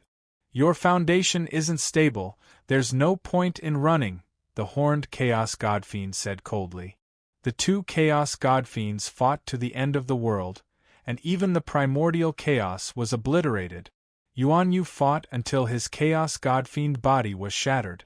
Even his yellow blood was burned to ash. His broken body continuously turned into a golden bridge, which was then repeatedly shattered by the horned Chaos God-Fiend. The black and white Chaos God-Fiend Yuan Yu fought to the point where his blood was completely drained and his Tao was exhausted, but he still refused to bow down. This kind of heroic and tragic aura, coupled with the power and terror of the Chaos God-Fiend, deeply shocked everyone. Just as Yuan Yu was fighting to the point where his life force was exhausted, just as the horned Chaos God-Fiend was about to face a fatal blow, he suddenly looked up and said, "River Styx, why are you stopping me?" At this moment, the primordial chaos stone finally cracked. The source of all this aura was a tiny golden fragment that emanated a terrifying aura that made Tao Lords tremble. At this moment, someone finally came to their senses. It was a fragment of the golden bridge formed from the broken body of the primordial Chaos God-Fiend. It was a fragment of the Chaos God-Fiend's body and weapon. All the Tao Lords were in an uproar. No one cared about the Dragon Crown Prince or the Fan family Tao Lords. Everyone rushed towards that golden fragment. Fan Tianjun let out a furious roar, activated the fragment, and charged out of the encirclement. Tao Lords were stained with blood. A group of people fought their way into the depths of the netherworld fragment, and Tao Lords who had heard the news constantly joined in. In the end, Fan Tianjun, who was outnumbered, had no choice but to activate the remaining power of the golden fragment and beat it into the realm sea of the heavens. While the other Tao Lords chased after the fragment and disappeared into the realm sea, he seized the opportunity to escape. The mysterious old Taoist watched all this coldly from the sidelines. He was still smiling wickedly and emanating a mysterious demonic aura. "This is an opportunity that I traded my body for." The old Taoist stared at the golden fragment with bloodshot eyes. "To think that I, the mighty Taoist, had to lower myself to become the leader of the maiden demon Tao. My reputation was ruined, and I didn't even dare to mention my true body." In the end, Patriarch River Styx intervened and stopped Immortal Chiu Shou for me. The old Taoist seemed to be laughing and crying at the same time. "Forget it. It's so smelly. It's been so long, why do I still care about this? Immortal Chiu Shou, you ruined my chance to be a good person." The golden fragment shook off all its pursuers and disappeared into the realm sea. It transformed into a meteor and fell into an inconspicuous little world. 1,000,000 years later, a young cultivator named Zhu Yuanyu dug it out from the soil. Another round of reincarnation. Chapter 1239. Impressive. Immortal Chiu Shou looked at Yuan Yu, who had black and white swirling around his body. "No wonder you kept turning your broken Chaos Fiend God bodies into golden bridges, and kept asking me to break them. I was wondering what kind of spirit treasure could compare to our Chaos Fiend God bodies. I thought you weren't used to fighting Chaos Fiend gods. I didn't expect that your goal was to keep spreading those golden bridge pieces. You have countless pieces, and Patriarch River Styx is helping you. I can no longer stop you from changing your foundation." Immortal Chiu Shou sighed. "But how much did you pay for Patriarch River Styx's help?" Yuan Yu's eyes reddened, but he didn't speak. Immortal Qiu Shou shook his head. Never mind. Since you've already changed your foundation, I won't force your Chaos Fiend God bodies anymore, seeing that we are both disciples of the Mystic Door. After all, with junior brother Zhao Gongming's face, I can't make things too difficult for you. Immortal Qiu Shou gave Yuan Yu a sympathetic look, then leaped up and left. The chaos was shattering. The endless, violent chaos power was shattered by the 3,000 Chaos Fiend God bodies, turning into wind, earth, water, and fire. The four great forces shook the void, and the natural powers were in a period of extreme chaos. The chaos power evolved into khanate, and some tangible but intangible substances were born. Yuan Yu took advantage of this opportunity to wrap the golden bridge pieces in the chaos, then smuggled them into the future, and completed the plan to change the foundation. Of course, more importantly, River Styx stopped Immortal Qiu Shou from spying on and interfering with the future timeline, forcing Immortal Qiu Shou to give up on suppressing Yuan Yu. Yuan Yu and Immortal Qiu Shou's battle lasted for countless years, but they only shattered a patch of chaos, which occupied an insignificant part of the primordial era. Their battle followed the general trend. The birth of the 3,000 Chaos Fiend Gods meant the end of the chaos. The 3,000 Chaos Fiend Gods were the targets set by enlightened Master Pangu to end the formless primordial era. There were still many powerful beings killing each other in the chaos. In particular, the Dara whose great Tao could accommodate and learn from each other wanted to kill their competitors and occupy the source of the primordial world's great Tao. They wanted to become the Chaos God-Fiends who monopolized the Tao. They shattered the Chaos world. Wherever they went, the chaos embryonic form of matter was shattered. Matter finally began to stabilize and change, causing time to no longer be in a vague and uncertain state of chaos, causing time and space to no longer be unobservable. In the chaos, the strange state of time that lasted for countless years finally began to stabilize. The entire world had a fixed time scale. In the primal chaos, two chaotic godfiends that had no connection with each other would not be on the same timeline due to the isolation of the primal chaos. Therefore, it was possible for one chaotic godfiend to lose a moment of time while the other chaotic godfiend had already nurtured an immeasurable amount of tribulation. The light of the universe turned into a chaotic state and revolved around the true fetus of the chaotic godfiend.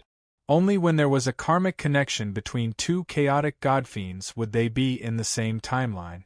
In reality, if one did not use a powerful technique, the godfiend fetus would not be able to meet in the primal chaos. Even if a chaotic godfiend that was being nurtured spent countless hours searching the entire primal chaos, it would not be able to find another chaotic godfiend. This was because the other chaotic godfiend would be in a state of chaos compared to it. Therefore, Immortal Qiu Shou had to destroy Yuan Yu's foundation and temporarily force him out of the state of chaotic godfiend. Only then would it be able to find him. Yuan Yu had fallen out of the state of chaos, so he could come into contact with the other Dara's chaotic godfiend fetus and use them to escape from Immortal Qiu Shou's pursuit. As for the Dara conference in the Purple Cloud Palace, it was due to the Purple Cloud Palace being in the embryonic state of the multiverse after it was opened up by Dara. Only then could it bear the pressure of the entire primal chaos and allow all the chaotic godfiends to send their auras into the conference. After leaving the Purple Cloud Palace, the chaotic godfiends could not meet each other. Compared to other existences of the same kind, every chaotic godfiend was in an unfathomable state of chaos between existence and non-existence. Now that time had been determined and they had left the state of chaos, even if two chaotic godfiends were in different parts of the world and completely isolated from each other in terms of karma, they would still be in the same timeline. Once matter, existence, and form were established, everyone could come into contact and even fight each other in the center of the primal chaos. The primal chaos aura surged violently. A gigantic figure tore through everything. With just his physical body, He had shattered the enormous sea of chaos that was billions of times larger than the area where Yuan Yu and immortal Qiu Shou were fighting. He seemed to be the combination of all living beings in the world, but his most important form was still the combination of a dragon and a human. The true body of the chaotic god-fiend water ancestor. Countless rivers flowed down from his hair. His body was a huge water element cycle. His head was the Milky Way of stars, his body was the untainted four seas, his hands and feet were the four poles of heaven and earth, his heart and lungs were the chaotic whole of ultimate, and his dragon tail was the nether river that extended from the blood sea. 2 dragons coiled around his hands, a human head and a dragon body, and a gigantic demonic shadow, which represented his identity as the demon ancestor. He coiled the Milky Way around his head, and the nebula formed by countless stars formed a gigantic universe. This was only an insignificant part of his body. He was an enormous universe, only slightly smaller than the Chaos Four Seas. Only a chaotic god-fiend like this could stand in the center of the sea of chaos that he had shattered and see the boundaries of the sea. He was River Styx, or rather, River Styx's chaotic god-fiend. His every move caused huge waves, and his body had already become an obstacle that limited his movements. Once the water ancestor was born, he could sense the chaotic god-fiends that were similar to his own great Tao. They were all god-fiends that leaned towards the element of water, such as Gonggong, Xianming, and the ancestral dragon. Looks like I have no choice but to beat them to death. I hope they can understand. After all, only one person can become the source of the great Tao of water. River Styx's youthful Tao body materialized from the water ancestor's true body. He stood before the water ancestor's true body, looking like a tiny speck of dust. He sighed as he looked at his magnificent, chaotic god-fiend true body. Although River Styx had made deals with most of the great divines, and River Styx had split many powers for them to ensure their rights in the future, the prerequisite for all of this was that River Styx occupied the source of the great Tao with the water ancestor's true body, and occupied the upper reaches of the great Tao of water. Using his own myth as an example, he wanted to create a myth of the water ancestor that represented the end of water. He was one of Pengu's incarnations, the source of all the waters in the Chaos Four Seas. Gonggong, Xianming, the ancestral dragon, and Kunpeng had all obtained a part of his legacy. Among the chaotic god-fiends, the water ancestor was an extremely powerful chaotic god-fiend. He killed the incarnations of Gonggong, Xianming, the ancestral dragon, and Kunpeng, as well as countless weak chaotic god-fiends. In the end, he became a powerful enemy of Pengu, and died at Pengu's hands. In the future, it would become one of the sources of the primordial Great Tao. This was a part of the game, and it was also a battle of the Great Tao. It was a question that determined who was superior at the source of the Great Tao. It was a fundamental question of whether the east wind would prevail over the west wind, or whether the west wind would prevail over the east wind. It was a conflict of interests that could not be compromised. The deal made by River Styx was that Pengu's Dharma form would turn into the ancestor of water, and his body would turn into the general trend of the great circulation of water in the primordial world. By dividing the authority, the benefits would be shared, and an agreement between the powerful mediums would be reached. However, there were some things that could not be traded. Was it that all the powerful mediums of water would turn into the ancestor of water, and create a common entity above their heads? Then, each of them would symbolically give up a name and belong to a symbolic incarnation? Or was it that River Styx would be above all the powerful mediums of water, and be everyone's father? This was a fundamental difference in interest. One was to provide the name of a community, to allow all powerful mediums related to the great Tao of water to form a republic, and establish a meeting of the ancestor of water.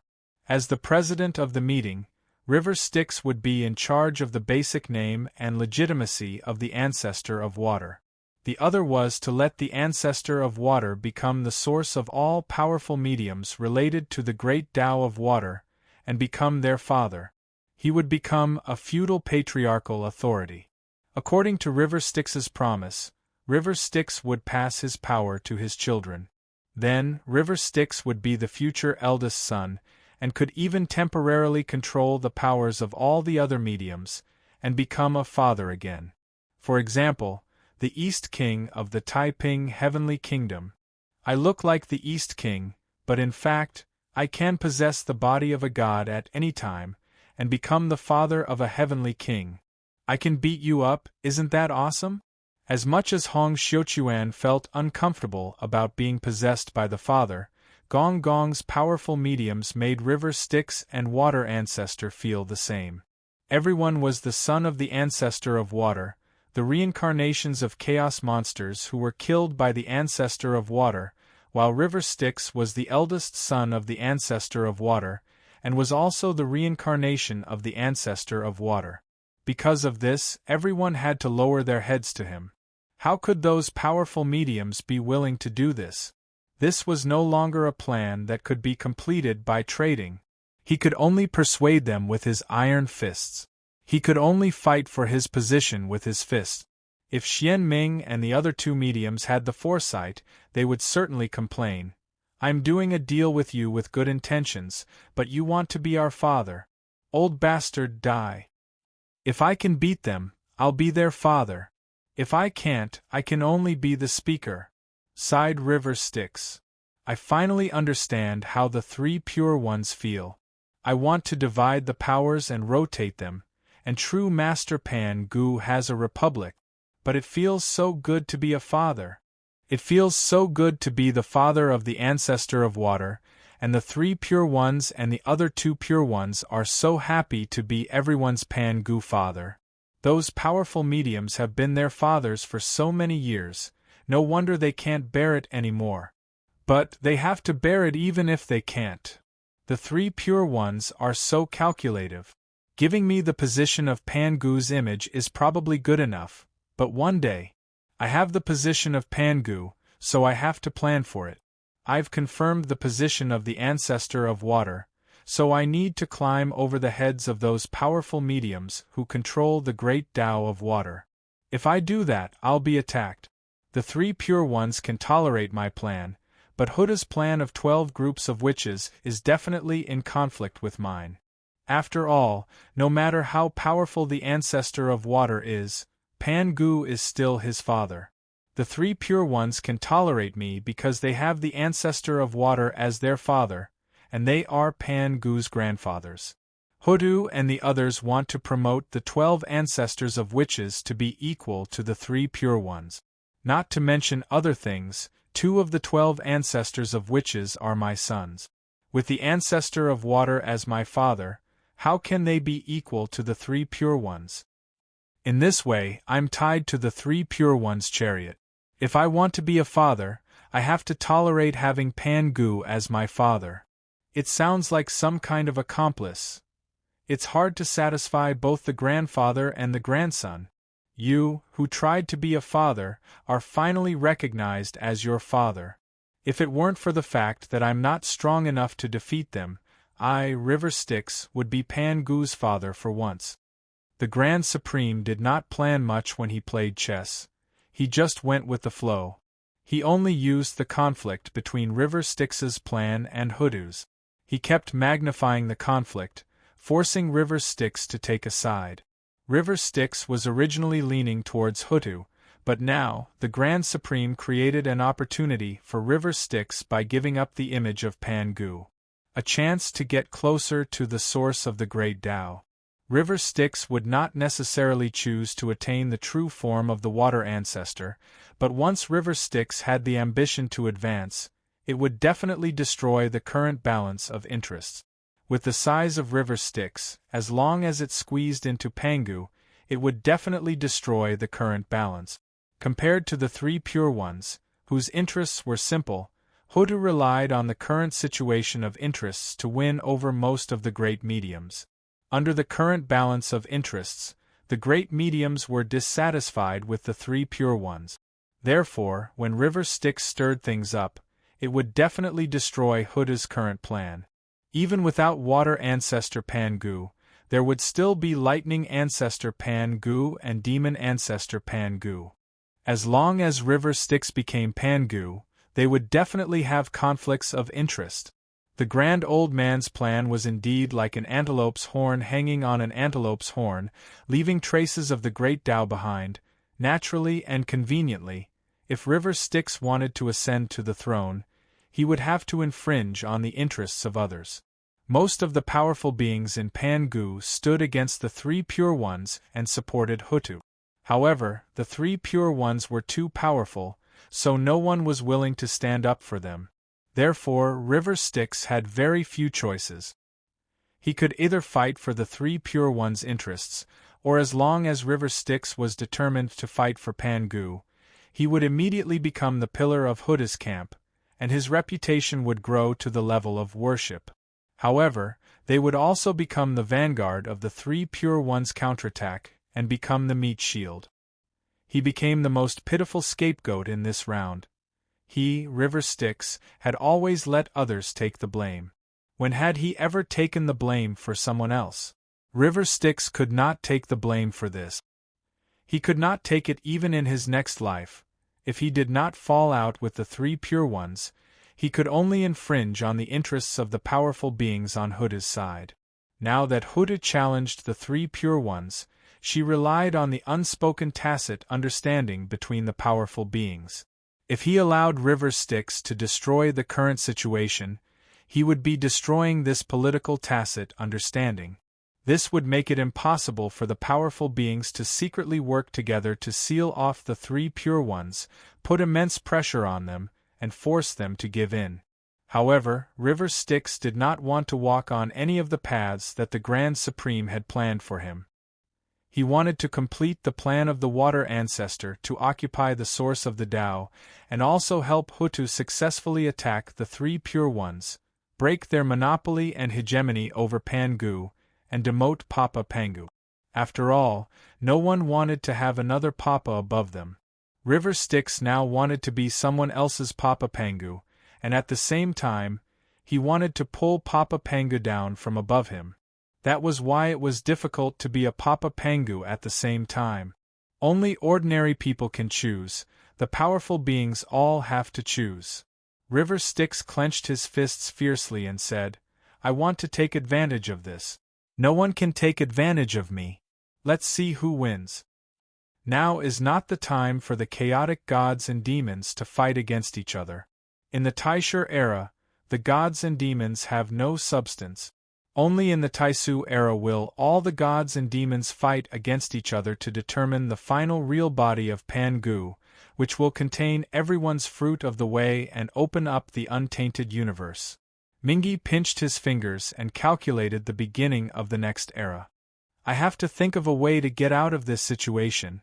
I don't want to choose between the two options given to me by the Grand Supreme. The little boy from a few days ago was very interesting. I gave him a hand, but he was still too weak to be a pawn. I'll leave him for when the primitive universe is opened up. In this battle of Pangu, there are not many who can be pawns. Those who can be used as plunder materials have to at least be called ancestors. My foundation in the primitive universe is still too shallow. Even if I were to play on this chessboard, I don't have enough pawns to play. I can't compete with the three Pure Ones at all. Now that the chaos has opened up, the primitive universe has yet to be formed, and Pangu has yet to appear, this era can be called the primordial world.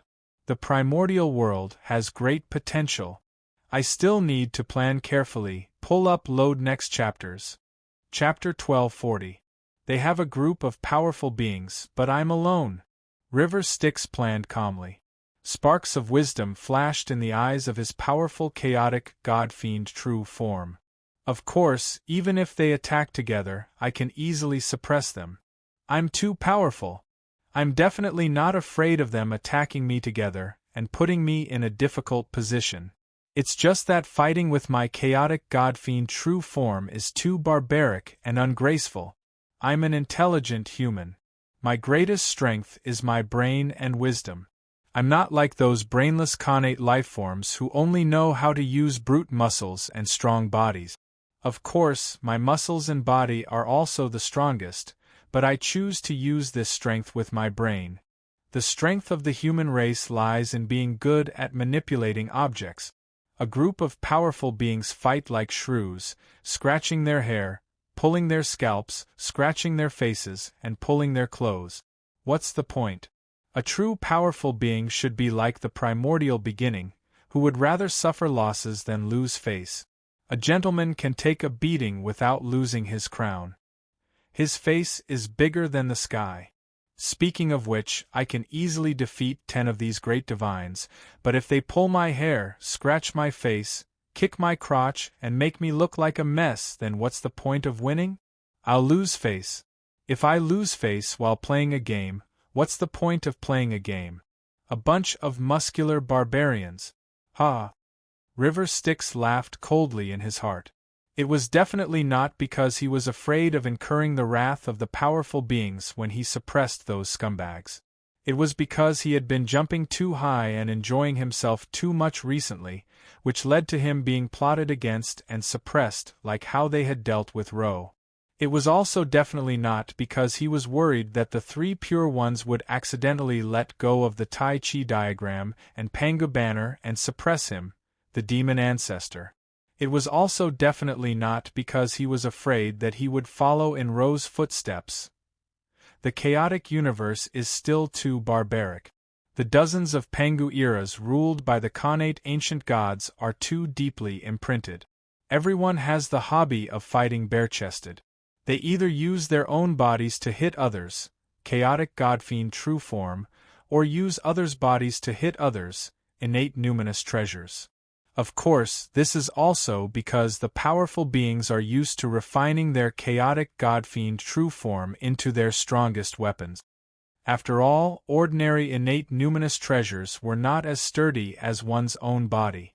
For a Pangu chaotic godfiend true form like River Styx, he could smash a innate numinous treasure with one punch.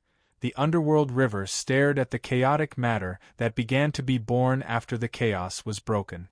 This was the best material in the untainted land. It could be said that a drop of water, a wisp of dust, or a piece of stone would be priceless treasures in the future. They could be refined into powerful magic weapons. A wisp of dust could be refined into dust haze. It could cover the sun and moon of the 3,000 worlds and bring eternal darkness. A drop of water from the chaos could shatter continents and stars. These chaotic substances were very fragile and easily changed. Their bodies were very fragile, but their energy level was very high. In River Styx's usual way of saying this, when the chaos was born and shattered, it was because of the non-conservation of parity, or because the symmetry was broken and the great Tao was incomplete. Nothing was Heng Jun and Wuji was Tai Chi's balance. In other words, all existence could be divided into yin and yang. This yin and yang symmetry was the commonality of the great Tao.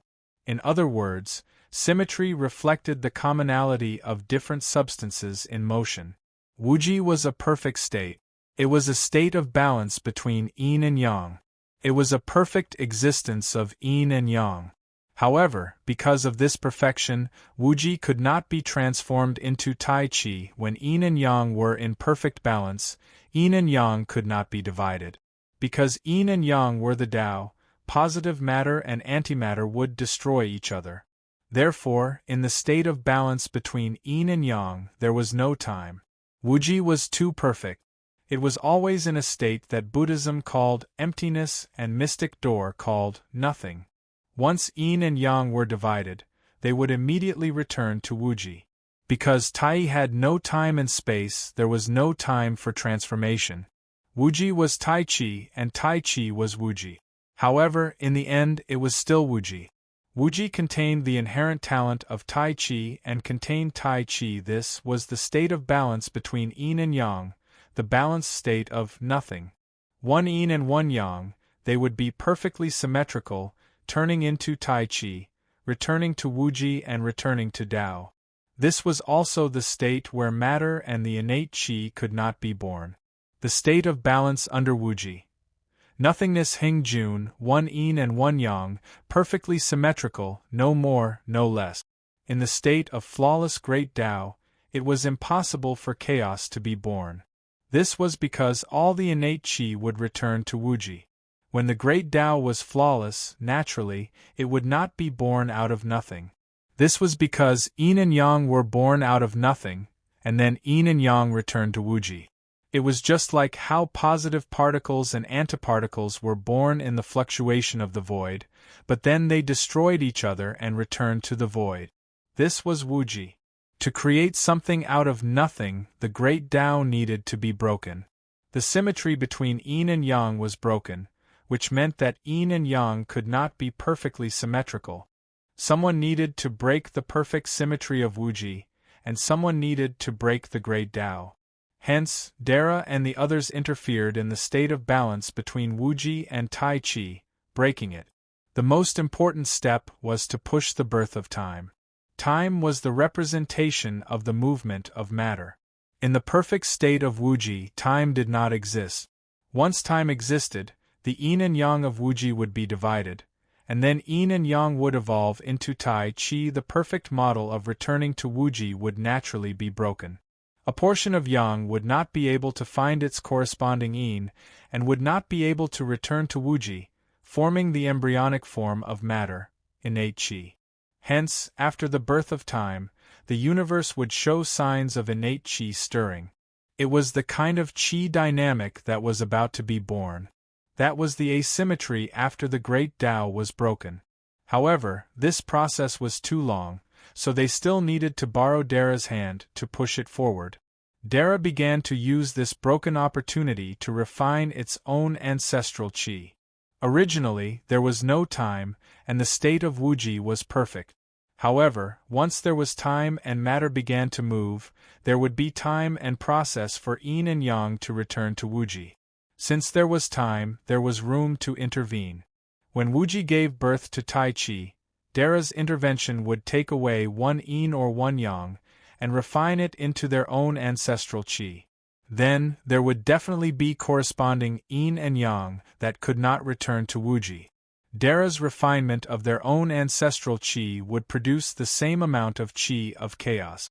Because Dara did not choose one of the yin and yang qi, the process of the birth of the untainted universe was different from that of the Earth's universe. Dara naturally leaned towards the Great Tao, and the Great Tao was Wuji, the balance of yin and yang. Hence, the ancestral qi created by Dara was generally in balance with yin and yang. Hence, the untainted universe would not naturally evolve into a positive yang qi universe or a negative yin qi universe. The total amount of yin and yang qi would not change, and there would be no differentiation. It was equivalent to Tai Chi being disrupted, and order no longer existed. Hence, the embryonic form of matter was very violent, chaotic, and inseparable. This was the cause of chaos. Dara's great Tao was broken, and it broke the balance of Wuji, giving birth to a violent and disorderly state of yin and yang, which was the opposite of Wuji. Dara's evolved the chaotic godfiend's body with ancestral qi, so the power of 3,000 chaotic godfiends was equivalent to the power of chaos at the beginning. However, after the chaos was born, its destructive chaotic nature would spread on its own. When the yin and yang qi of chaos met the yin and yang qi of Wuji, they would join in and destroy the symmetry of Wuji, turning Wuji into chaos. This was the reason why the great divines designed chaos, because they could not open up all of Wuji even if they exhausted themselves to death. They could only rely on chaos to make the original order of Wuji chaotic, turning it into chaos full of uncertainty.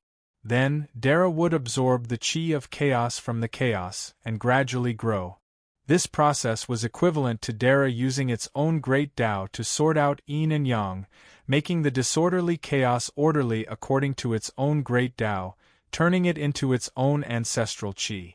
Using chaos to open up Wuji, and then using chaotic godfiends to open up chaos, the birth of the untainted universe could be classified as the 5 periods of the primordial 5 ties, the 5 types of Great Tao. It could also be divided according to Wuji, chaos, Tai Chi, or flood origin, chaos, primordial, Taishu, and Taisu. At this point, the meaning of chaotic matter was very easy to understand. When chaos was born and broken, because the Great Tao was broken, Wuji was broken, and parity was not conserved, the original basic matter of one yin and one yang, after the break, the total amount of yin and yang remained unchanged, but the basic matter was not symmetrical. In other words, the birth of the primordial qi was not one positive and one negative, one yin and one yang, and there was no corresponding Tao and antimatter. In the Earth's universe, this was the theta-gamma particle. Yin did not have a corresponding yang, oh my god! A particle did not have its antiparticle, and the space mirror image of the same particle was not symmetrical. The particles in the mirror and the particles outside the mirror were not opposite to each other, and even the symmetry of time reversal could be broken. In the untainted universe, this was the Dara ancestral qi. A kind of Dara ancestral qi did not have a corresponding Tao, but another kind of ancestral qi of Dara. In other words, there were 3,000 kinds of asymmetrical basic particles in the untainted universe, and the innate matter could not be divided into yin and yang. In contrast, there was the state of chaos. One yin and one yang did not exist in the state of Wuji, which was a positive particle and a corresponding antiparticle. In the state of chaos, their symmetry was completely lost, and they both tended to be chaotic. In the state of Wuji, a positive particle would be annihilated when it met an antiparticle and returned to Wuji.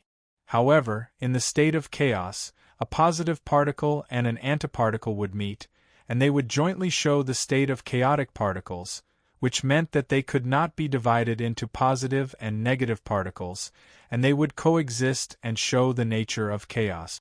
The destruction of Wuji by chaos was equivalent to the creation of a pair of positive and negative particles in Wuji. Just as they were about to annihilate each other, the chaotic particle suddenly intervened. A chaotic positive particle snatched away the antiparticle of Wuji's positive particle, and it could not react with it. Instead, it infected the antiparticle of Wuji into a chaotic antiparticle. For example, Wuji yin and yang were equivalent to a pair of loving couples. They were born to be a pair, and they would eventually get married and become one. However, just as the couples were about to get married, the chaotic yellow hair yang energy intervened and nrt the Wuji yang energy, snatching away the yin energy. However, the chaotic yellow hair yang energy had the attribute of trash, and it would not get married. Thus, the infected Wuji yin energy would not be able to form a family, and it would be infected and become a trash woman who would not get married. Such a trash woman would target other Wuji yin energy boyfriends, and similarly, she would not get married, and would create the same trash man. In the end, this phenomenon would spread, and every trash man or trash woman would become a trash man and trash woman manufacturing machine that would break up the Wuji family. In the end, all the Wuji couples would be broken up, and the world would become a chaotic world of trash men and trash women. This was the process of Wuji transforming into chaos. It was more advanced than the Earth's universe in that due to the non-conservation of parity in the Earth's universe, a portion of positive particles were destined to become single dogs, forming the basic matter of the Earth's universe. However, most of the positive and negative particles could still become husband and wife, annihilate each other, and return to the void. Therefore, the stable existence of the basic matter on Earth was only a very small part, and the universe was constantly in a state of Wuji. However, due to the birth of the chaotic trash attribute in the primordial universe, most of the positive and negative particles were destined to become chaotic particles that could not reflect symmetry. Yin and yang energy were transformed into chaotic energy and could not return to Wuji. Therefore, most of the Wuji were destined to be created. Therefore, most of the space in the Earth's universe was void, and most of the space in the primordial universe was matter. The primordial universe was extremely rich in matter, and its volume was countless times larger than that of Earth. This was only a comparison when the size of the two wuji was the same. Chaotic matter was a matter that could not reflect the characteristics of yin and yang. It was a broken great Tao, chaotic and disorderly, with no laws, no specific attributes, and even no inherent talent. It was an extremely high-energy matter that only had movement and chaos. From this point of view, after the creation of chaos, the innate matter created by Pangu was naturally restrained by chaos.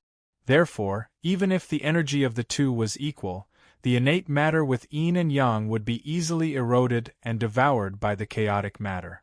A little chaotic matter could destroy billions of innate matter. Only the innate ancestral qi, which was composed of chaotic godfiends, did not have the inherent talent of yin and yang, and would not be restrained by chaos. Chaotic matter, in the face of those who were not Dara, or those who were not chaotic godfiends, was always successful. With its attribute of restraining wuji, it could crush all innate and acquired matter into dregs. A little chaotic matter could easily kill tens of millions of Tao lords and golden immortals who had not attained the Tao of Dara. This was the inherent flaw of acquired and innate matter, and it could not be resisted at all. Against ordinary Dara and chaotic godfiends, the chaos could only not be restrained. Against the power of chaos, most Dara could only protect themselves. Only the great divines, the chaos was a freak created by them, and perfected Pangu did not spare a glance at it. At the end of the Chaos era, at the end of the Absolute Beginning era, he used the power of the 3,000 chaotic godfiend true bodies to break the chaos and transform the connate chi of the chaos attribute into the peerless attribute, breaking the symmetry and the great Tao. In the era of the ancient gods, one of the paths to attaining the Tao of Dara was to transform one's body into pure yin and yang qi, returning to the taiji transformation of yin and yang, and attaining the wuji state. In other words, one would divide one's body into two parts of yin and yang, and when the two parts of yin and yang returned to wuji, one would be able to break the tribulation and maintain one's existence in the wuji state, becoming yin and yang, constantly transforming into wuji and wuji into yin and yang, but maintaining one's existence, creating a small wuji cycle to resist the erosion of the wuji cycle. Then, one of the great Tao breakthroughs would transform one's wuji state into the chaos state, becoming a creature of chaos. Such a heaven-defying act of attaining the Tao of postnatal godfiends, completely ignoring the primordial great circulation, had only been accomplished by one great divines. He was the only chaotic ancient god who could remain a chaotic godfiend even after Pangu created the heavens, the central chaotic emperor. Only such an awesome person could subdue the swift emperors, and be revered as a god by them. Even River Styx, faced with such an insane difficulty of attaining the Tao, could only silently exclaim, "The chaotic emperor is awesome."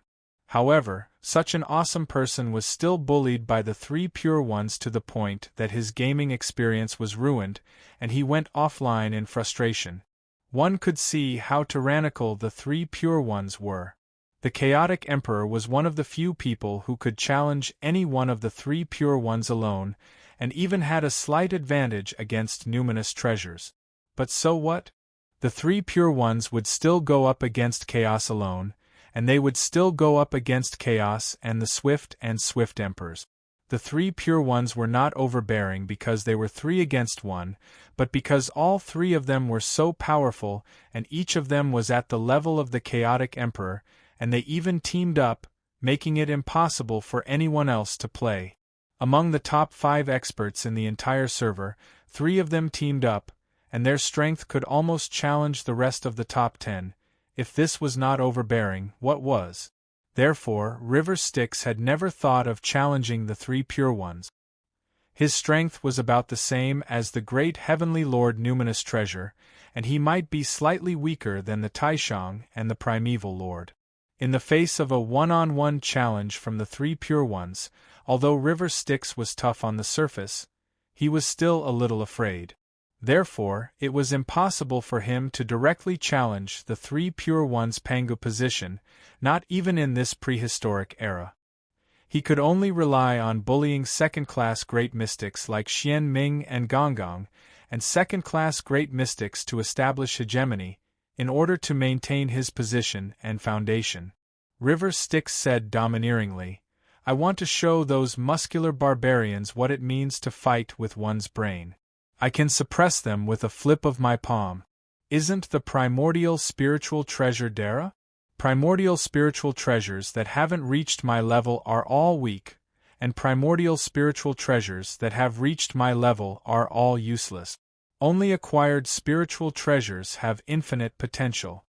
Now, acquired spiritual treasures have embarked on the evil path of imitating primordial spiritual treasures. Their biggest goal is to refine a chaotic god-fiend like Dara. This is evil, wrong. Let me, River Styx, redefine the concept of acquired spiritual treasures. Acquired spiritual treasures are not imitations of primordial spiritual treasures, but a completely different path, the Bell of Chaos. Isn't it a chaotic emperor? The strongest Khanate cardinal treasure. The greatest trump card of the ancient gods against the mystic door. One day, I will create an acquired spiritual treasure that is even more powerful than the Bell of Chaos." River Styx thought of the three Pure Ones, and could not help but feel diffident. He was confident that he could create an acquired spiritual treasure that was more destructive than the Bell of Chaos. After all, the Bell of Chaos was equivalent to a smaller chaotic emperor. Of course, it was impossible for River Styx to refine an acquired spiritual treasure that was more powerful than the chaotic emperor. However, when the chaotic emperor was still in hibernation, it was not impossible for him to refine an acquired spiritual treasure that was more powerful than the Bell of Chaos. On the other hand, the three Pure Ones were the cancer of the primordial era. The evil tyrant group had gone too far. River Styx had to secretly support Hoodoo's righteous camp and overthrow Daddy Pangu. In the past, the main reason why acquired spiritual treasures were not presentable was that Dara controlled the primordial Great Tao. All Khanate substances were infected by Dara's Great Tao. All Khanate Great Tao were created by Pangu, and all acquired Great Tao were natural extensions of Khanate Great Tao. How the energy circulates, how the rules work, and how the rules of the Great Tao are manifested are all part of Dara's will. Dara is equivalent to a weapon of rules. It can slightly distort the rules of the heavenly Tao. If it's an orthodox Pangu like the three Pure Ones, it can even greatly distort the heavenly Tao. All acquired spiritual treasures do not have their own Great Tao. If their Great Tao is distorted, they can be destroyed. Even if River Styx could interfere with this distortion, it would be equivalent to a contest of Great Tao between two great magical powers. What did spiritual treasures have to do with it?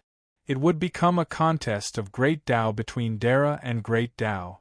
What did it have to do with acquired spiritual treasures? Those Tao lords and golden immortals used Khanate substances to refine Dharma treasures.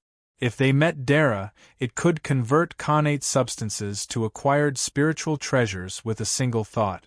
Destroying one's Dharma treasure was equivalent to using the advanced cracking technique. Even if one used half of the primordial Khanate substances to refine a Dharma treasure, it would be like using tofu to smash someone. Even if one smashed someone to death, it would have nothing to do with tofu. It was purely because one was too powerful. With such great power, it might be easier to kill someone with a fist. On the contrary, it was not as good as acquired spiritual treasures. At least acquired spiritual treasures were stable and not easily affected by Dara's Great Tao. For example, if River Styx used Khanate True Water to attack River Styx, even if he refined an extremely powerful Dharma treasure, River Styx could snatch it away with a single thought. On the other hand, if acquired water was refined into an acquired spiritual treasure, River Styx could only rely on the uniqueness of Khanate True Water to bully others. Using the great Tao of water that he had created to control acquired water, he still had to rely on the rules. Although the rules were created by him, there was at least an indirect transformation in the middle. In a battle of the same level, there was still room for the enemy to interfere with this process. Anyway, if the Netherworld River and the mysterious underworld being fought, the mysterious underworld true water would be an ineffective weapon. Even the Netherworld River's water element Great Path could only suppress the mysterious underworld being, but it couldn't crush the mysterious underworld being. There was also the matter of primal chaos. To ordinary Dara, primal chaos was indeed a very good material. It was refined into an acquired spiritual treasure that was not restrained by Dara.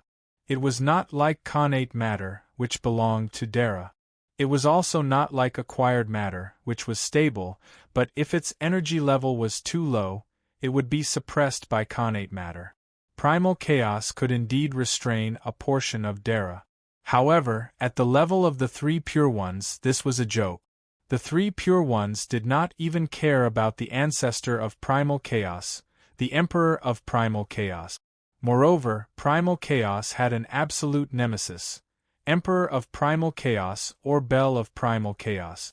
The bell of primal chaos restrained all primal chaos and could also control all primal chaos. Therefore, the bell of primal chaos was the number one connate treasure. In order to create an acquired spiritual treasure that surpassed connate spiritual treasures, one had to break away from the taiji created by Pangu and break away from the influence of the origin of the great Tao. It could either be Wuji, the origin of Dara, or Chaos, the origin of Emperor of Primal Chaos, or it could be the ultimate, taiji returns to Wuji. The ultimate great Tao created by River Styx was the nemesis of taiji. This was also the reason why Dara like Yuan Yu feared the ultimate great Tao. Through the essence of Wuji, Dara occupied the origin of Taiji's great Tao, which was the upstream of Taiji's division into all things. Almost everything in Taiji would be restrained by Dara. Everything in Taiji, including acquired and connate, would not be able to harm the body of a chaotic godfiend, except for the state where Taiji was destroyed and returned to Wuji. This was the ultimate great Tao.